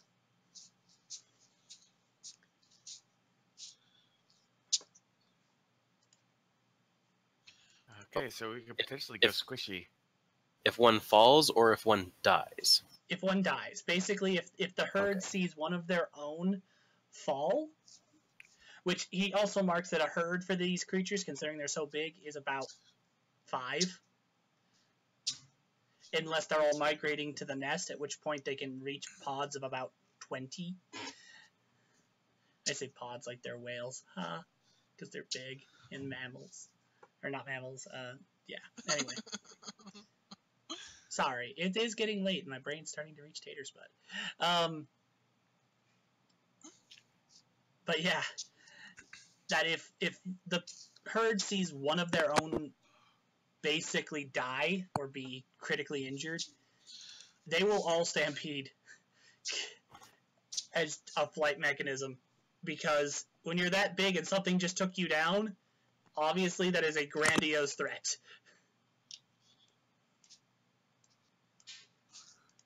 Right. So, let's not go in guns blazing.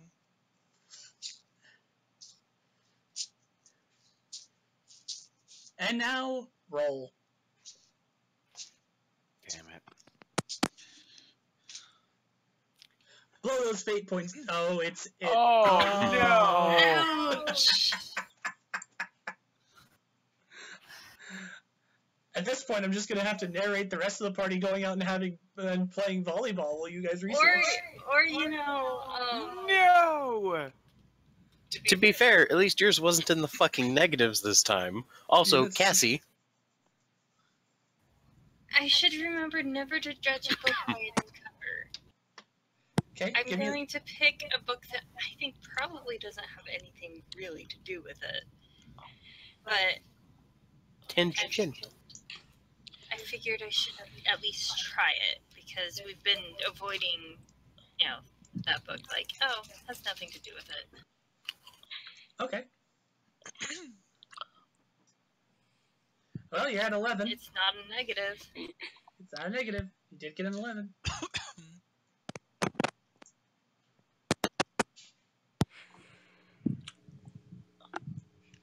It is 3 higher. Grounded. So, yeah. What do you know about any raider tribes that might come out of the forest? She literally looks at you and simply says, "You mean all of them?" Fair enough. I don't live here. She smiles at you and just kind of gives a little wiry grin. There are many. See, this is why I like her. Raiders are a common way that tribes make a living,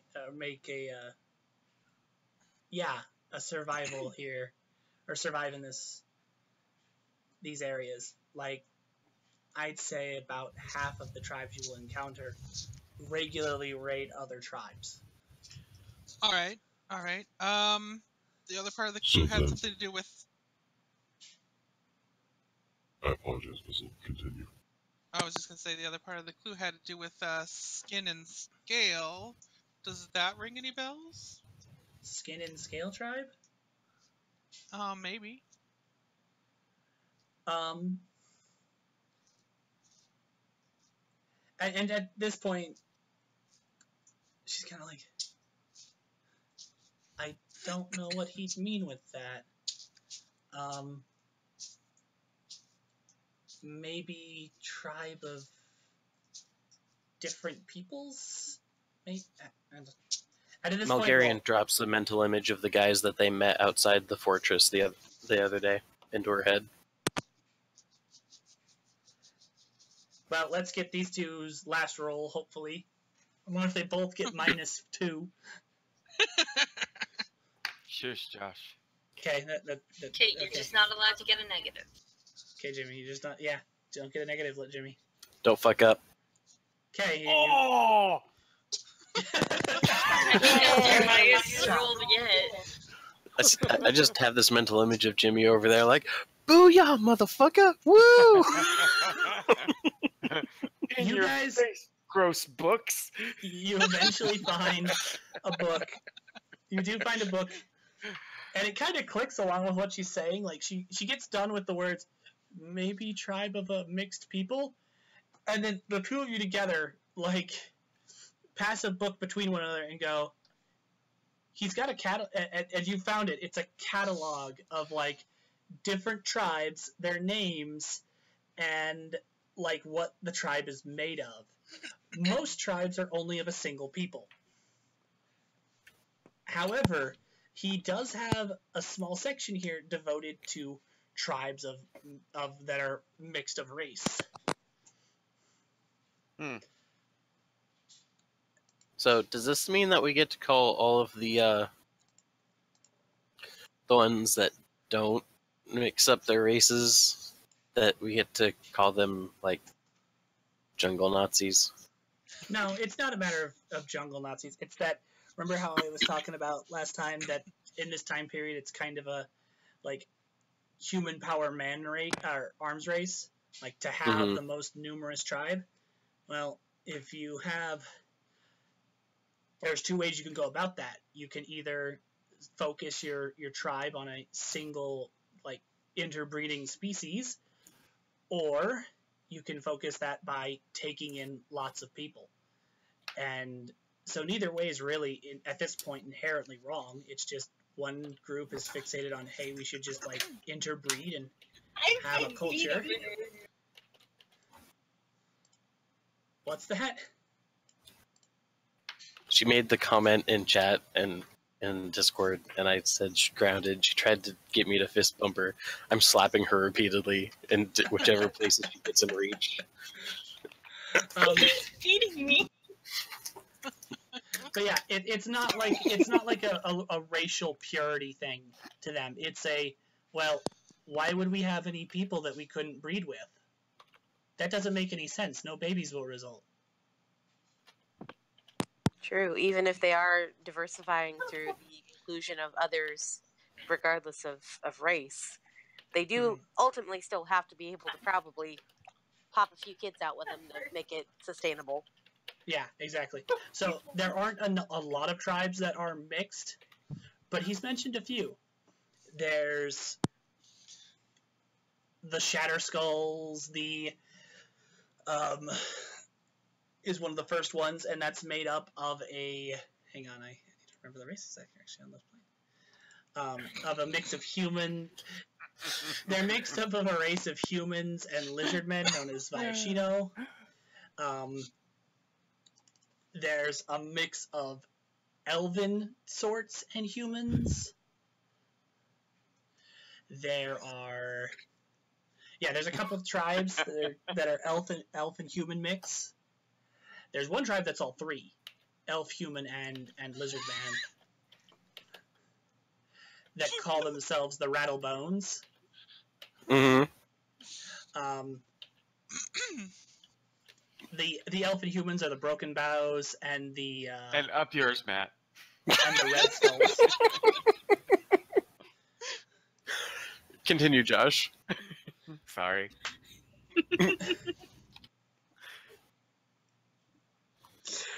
I do have to say that at least you're using Discord for good purpose. The jokes that could be derailing in-game. It's only because I got 30 minutes left. Yeah, and they're trying to stall.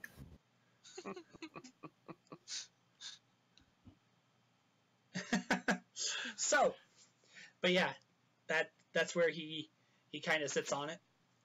So yeah, these groups here that have the Viashino, right? The lizard people. Yeah, the Viashino.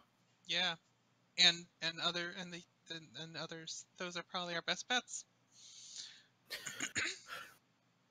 Hmm. Ari's so smart. I'm glad she came up with that. Took her like what, all of 2 seconds? I'm just not even saying anything. Hey, do you I'm think just we- Ari reaches over and like puts 2 fingers over your mouth. I was joking.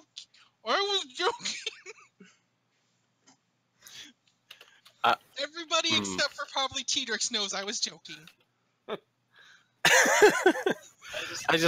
I'm honestly surprised, Emily, that like just because it's you, and I would do the same thing. The moment that there was a comment of she puts 2 fingers over your mouth, I put them in my mouth.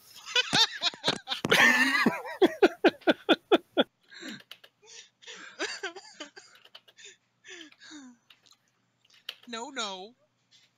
We're here in what is the tomb of her mentor. That is just I have more class than that. I am 90% sure that I have heard you discussing when you wrote a smut scene in a graveyard. What? I don't know. I know that What? I'm just saying. I could see you doing it. You weren't talking to me. Okay.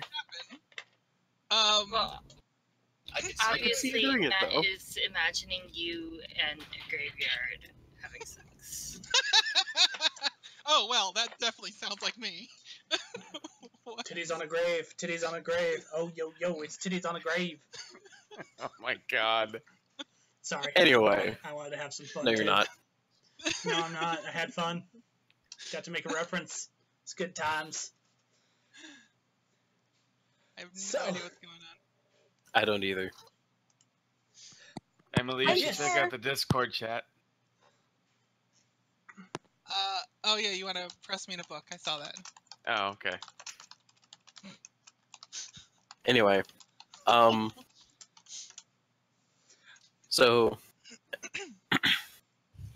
So I suppose the question becomes, in the morning, which one do we want to go after?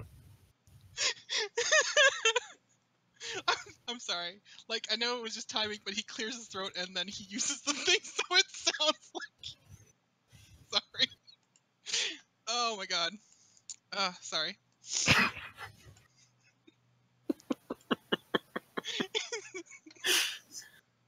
Okay, so I'm sorry, I had a frog in my throat. Or a small village. Now that my voice is back, I no longer sound like a little whelp back in the ye old days of 300 years ago.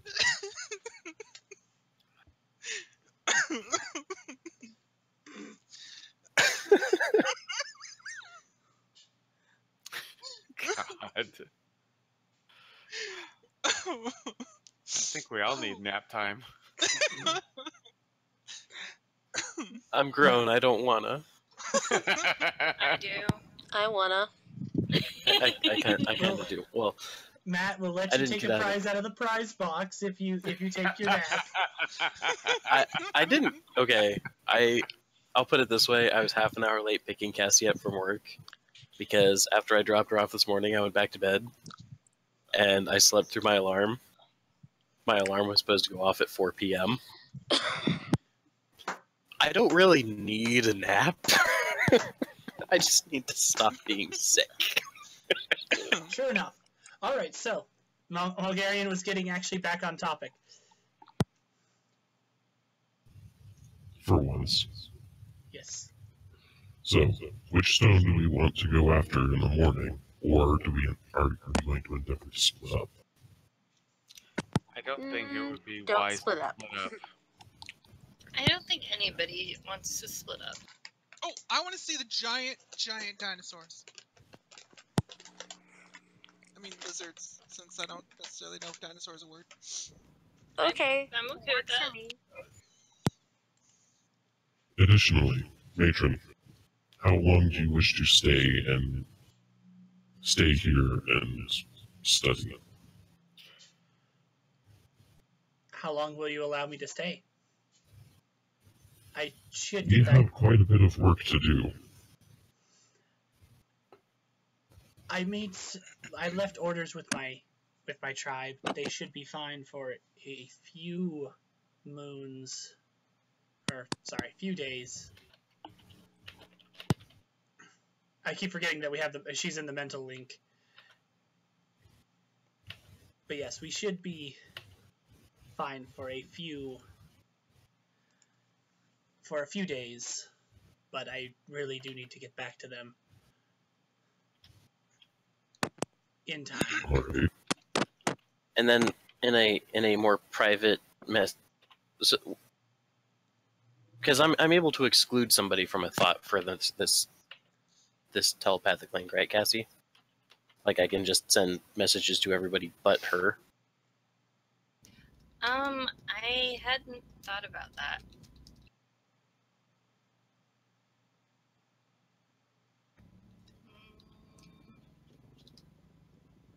I think so. Okay. So then to everybody here that, well, I was going to say to everybody here that uses blue magic, oh wait, to everyone else who is a planeswalker. Are any of you able to enchant her with the ability to actually read these novels? Because if Oh, yeah. Yeah, I can do that. That's outside of my wheelhouse. Yes. I've never tried to do something like that. I Because totally know how language works. My endeavor with attempting to help her as much as we have is not just out of politeness, but if we can, like I told her on the way here, if we can improve this plane,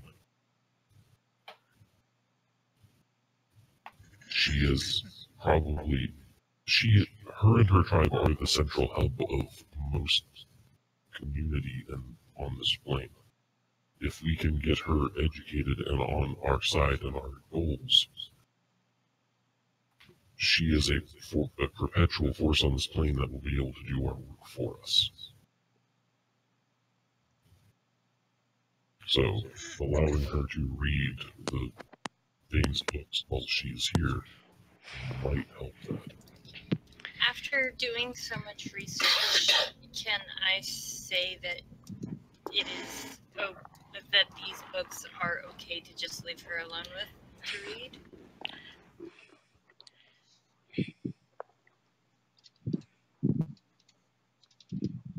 Because there is such thing as too much knowledge too soon. Alona looks slightly uncomfortable. So what? She's like blue now. The colors are tending more toward the blue, green, blue, purple side of things.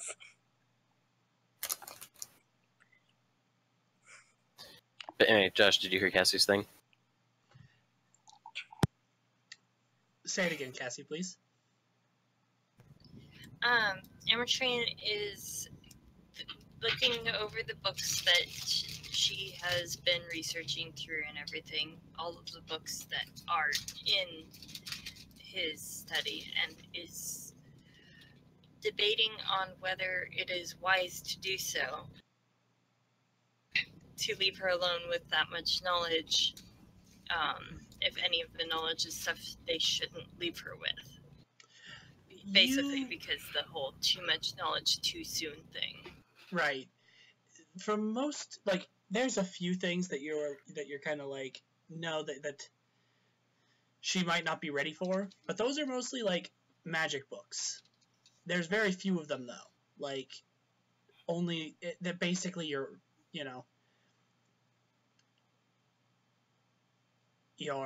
beginners to advanced wizard spellbook basically is what Vane had on hand. Most of his journals he should be fine to read. They're more full of personal insights, observations about the plane itself, and his naturalist sort of bent of sketching things and taking notes on them. Most of it should be fine. There's probably only about a handful that you'd say she's not ready for. So in that case, then I would just take some of those books and hide them out of sight, or whatever, lock them up. And I just tell her that they are more advanced than her understanding of magic would allow, and they would be dangerous. It's true, but guys, is it really right for us to choose who's going to become like the dominant group on this planet? um I don't think so. I don't think that we should. Like, we've not even met any of the other groups. You're making a decision just off of not even a full day. I mean, okay. Well- Just a moment. Like, I spent most of last night teaching her how to better herself, how to better her tribe. She's a willing and worthy student. Vane thought so. I think so. And this is not, I mean, everything here is not necessarily going to tip the balance. It's going to put them in a better position, but there are still a lot of people out there who, if things do somehow go wrong, can push this in the other direction. so I will put out here, she is caught in her aspect of torn between two worlds. alright. So can I talk now? Yet? Because what Ametrine was trying to say was that we promised her to teach her magic, and to do that, she will need to learn to read. And none of this, we weren't saying that we would be making her tribe the best tribe or tipping the scales in any way. We are teaching one person to read. But in part, she could teach other people to read. Actually, She could. we're I have- not- I have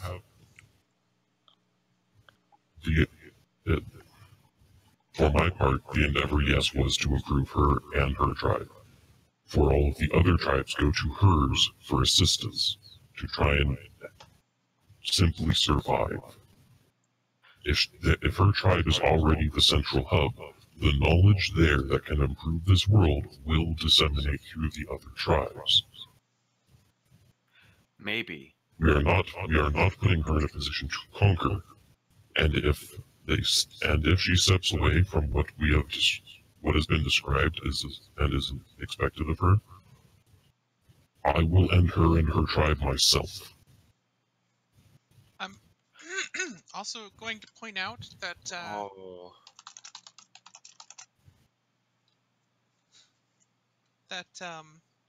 really, like, it's never mind. No, I'm not going to go there. Just don't worry about it. Well, I'm against her. I'm against her learning. We are essentially doing what the Planeswalker did when she came to my plane. She didn't understand the long-term consequences of. We don't know the long-term consequences of what will happen here.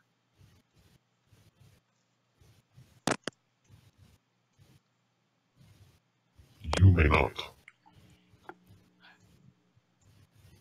My entire culture has been built around manipulating humanity. I have centuries of practice.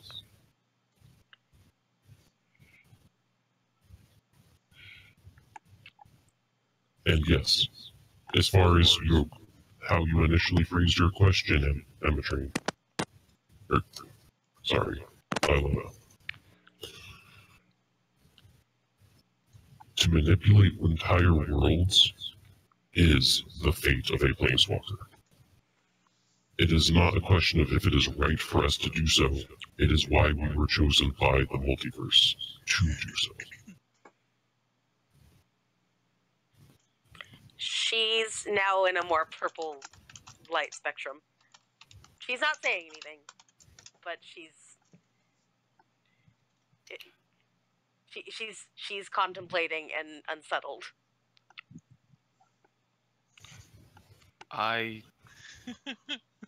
We have already given her power. We've already given her partial knowledge of her own plane and how she can improve it to save lives can only be helpful. Not allowing her access to the tomes of magic, I agree, is a thing that should be taken into consideration. Because if it is magic she is not ready for, she can cause more damage than help. But knowing about what the tribes are in her world and about the local wildlife is not going to cause some long-term catastrophe. Then you're saying we will take the books with us? No, we simply leave the magic tomes here. They're more advanced than she has an understanding for in the first place. But if we set her on the path, if we set her on the path of understanding, she's gonna discern what the books mean. Not in the next few days. And she cannot access the tomb after we leave. The key is coming with us. I still have strong reservations about this.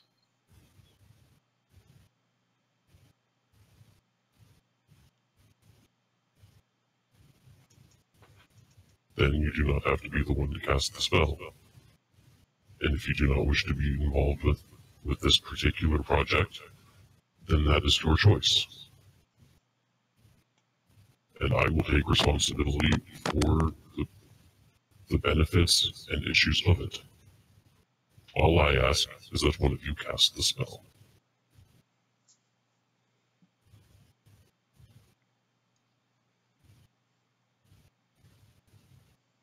Okay, out of character, what spell are we talking about again? A spell that basically gives her comprehend language. And Fizzle's just doing it anyway.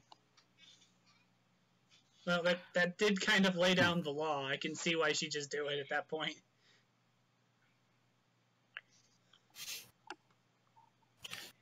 Guys, you remember when I said that Malgarian's an asshole? Malgarian's an asshole. Yeah. Well, I'm just playing out Tedrix's whole reason why you're his good. is fucked. No, that was a good No, scene. I like believe that. me, you're good. Mm-hmm. It- Yeah. And No. I have to mention that throughout of this, she kind of got the impression that you guys were talking about her, because Arikari has just kind of been looking back and forth between your faces, where she's been watching like Ilona's colors shift, certain like Felix's face get more tense, and she's just like Malgarian setting his jaw, just like, mm-mm. So No, she's bitch, been you watching didn't. this without the context of what's been going on, but she can read her room. Let's face it, she didn't get. And now this she can far. read a book. Yeah, and now Body she- language is most of communication, actually. So she seems to be getting more and more nervous as that conversation went on, and then all of a sudden, she gets hit in the face with a pile of glitter. No. No, that's not right. I mean, What yes, there's happens then? glitter. Shiny money shot. Narrate they're this all- spell for me. They're all arguing, and Fizzle goes over. And And she just, hits her in the face with pixie ejaculate. No, let her narrate. I know. She gets out her pouches and dusts, glitter around her head, kisses her on the temple, and tells her, "Now you understand." And in perfect, in like actual verbal communication, she looks at the book. She's like, "I do." Mhm. She slides the little thing of the scaled titan back over to herself. What's meters? Oh, that's a unit of distance Oh, or measurement. she looks over at Fizzle. How many meters are you? Oh, she's not. Hold on. Let's see. If you're 18 inches tall, you're about half a meter. I don't know. Okay, about half. About half, because the meter is a little over 3 feet. 1 foot is 0.3048 meters. So yeah, Yeah. it's like a foot and a half. How many? I'm not a meter.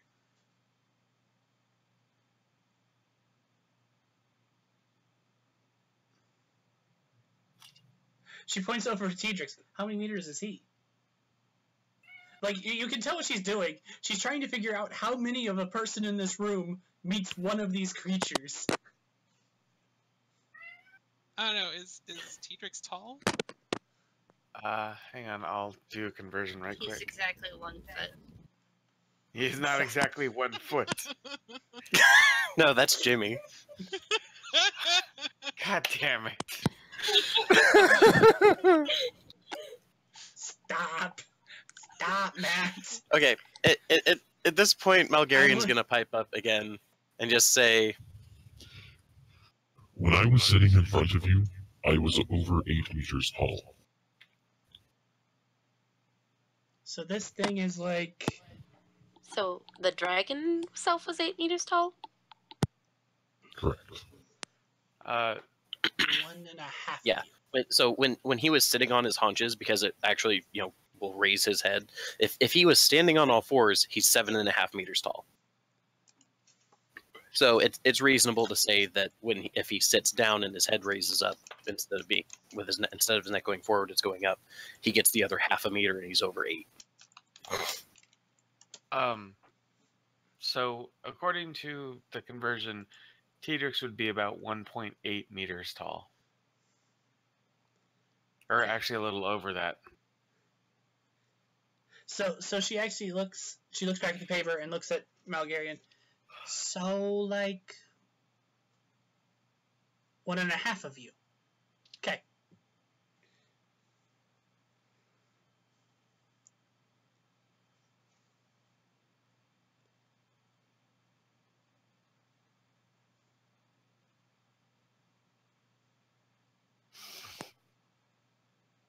Maybe bigger. Hang on, actually. How big? How big is Brachiosaurus again? I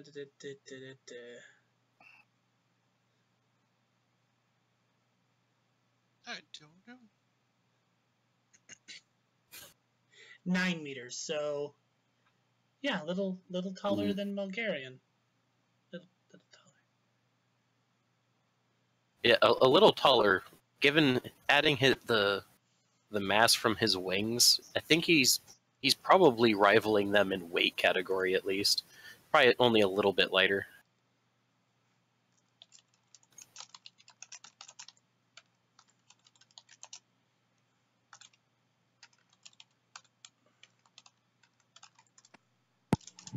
This is totally non-related to anything, but whenever Jimmy takes off, I'm going to take off too, so I can go take a nebulizer treatment. Okay. How long will that take? I think it's like 5 to 10 minutes. Okay.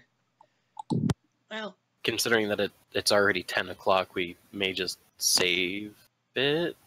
we could. I don't know, you guys. Let's see. How many more weeks do we got for this? 2. We got 2 weeks. We need to finish it before you move.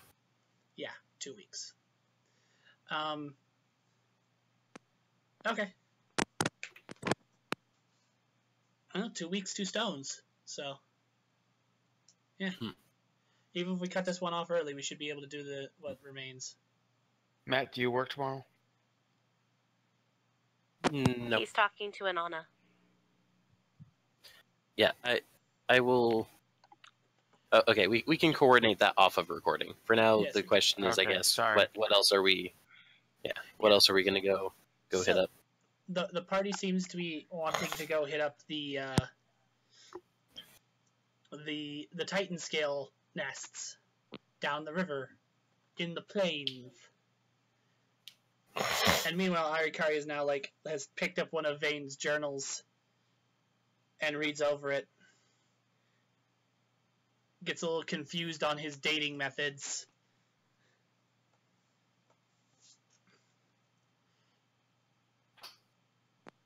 Turns to Alona a little bit and is like, what's this mean? She looks at it. What part is she pointing at? I'm sorry, because she's pointing just at the date. Dating? Okay, She's pointing at the date, which is Okay. completely different how your species dates things. Does my spark translate that for me? Yeah, it does. But you can also tell looking at it, it's like, that's...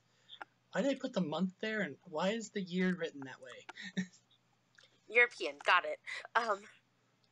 So, Also, why are there 16 months? Yeah, exactly. So what this is here is how he keeps track of when he wrote everything down, because he didn't put this all together at the same time. He put in an entry, like from here to here, in 2 points, and then a couple days later, here, he made another entry with other things that he'd seen. So this is so you can kind of keep track of how long it took him to make the book. Like paintings on a cave wall. Kind of, but this is a little more specific about when it was made, where the cave painting doesn't usually tell you when it was made. Sure it does. Okay. Towards back of cave is the earliest. Towards front of cave is the latest. But it doesn't tell you when in relation to the other one, does it? You don't know that the one at the beginning was made 5 days before the one at the end. She just kind of shrugs. Like, just saying. Have to trust the artist on that one. Well, but that's the thing. Because he dated it, you know from his own hand, when he wrote it down, what it is. It's being able to basically get his information from him directly instead of having to trust that somebody's telling it to you correctly. Because he's the one that wrote it down. She considers this a moment. Couldn't you just put the wrong numbers? I mean, technically, yes, but in general, if you're the one who's making it and you're not really planning on showing it to anyone else, it's just for your own research or memories like he was here, he would have put it correctly. And at that point, she goes back to reading. Okay, I'm going to go ahead and hop off because I need to get ready for bed. Okay. So, everyone have a good night. Good night, Jimmy. Good night, Jimmy. Okay. So what that party do?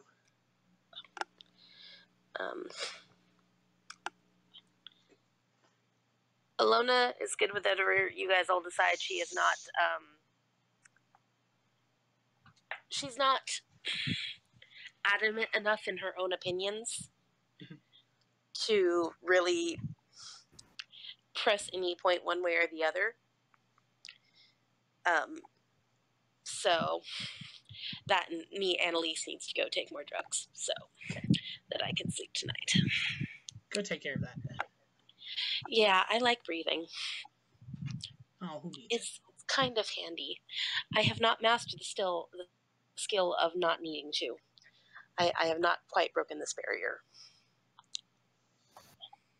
Get on that osmosis job. Trying. Anyway, good night, all. Have Good a good one. Night. Right. Sometimes Oh, it seems like I have, but then I realize I'm not breathing, and then I feel the need to start.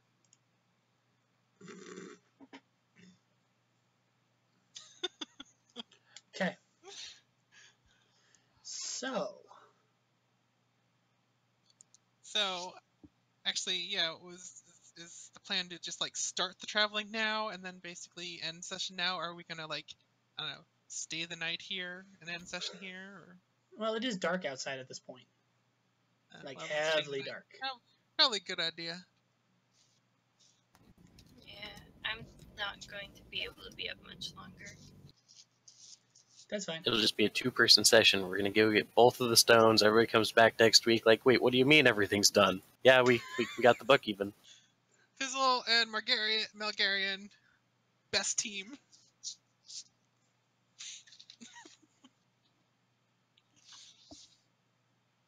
Well, considering the test session we had, damn, maybe.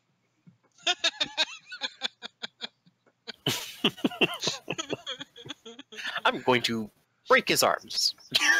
Both of them. All the time. Anyway, yeah. So.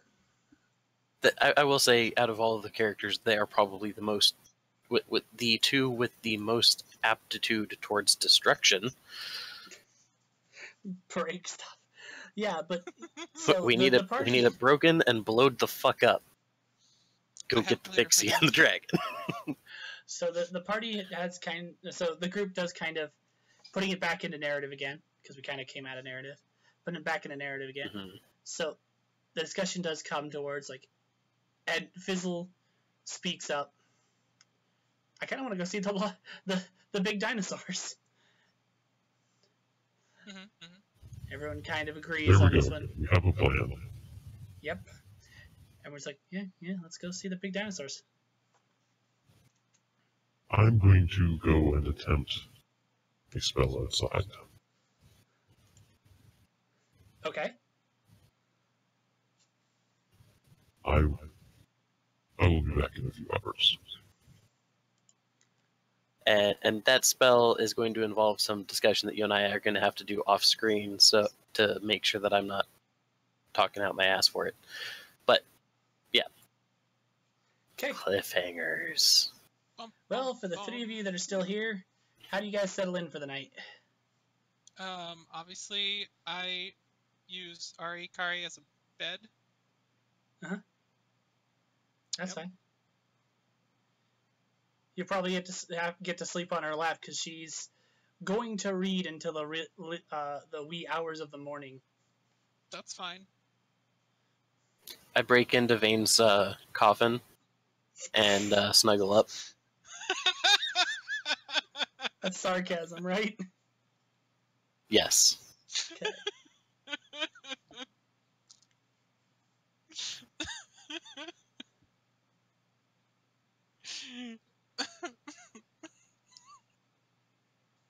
Gross. Okay. I like the smell. I like it when instead of musky, my men smell dusty. Oh, how long did it take you to think of that one? I kind of came up with it right now.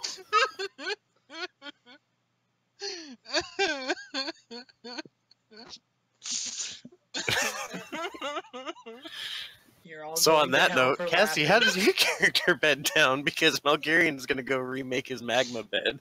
In the water, Okay. Okay. I'll make Annie start the next session. Okay. All right.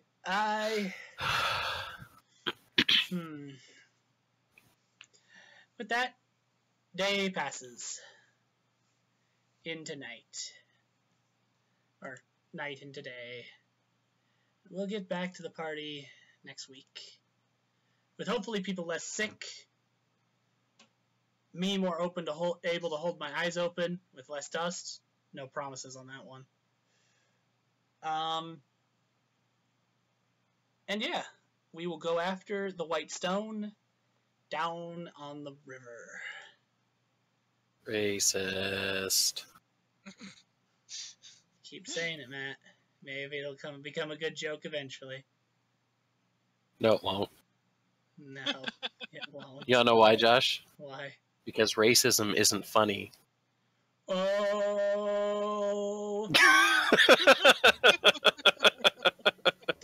Good night, everyone. Good night. Good night. I made that fucking work.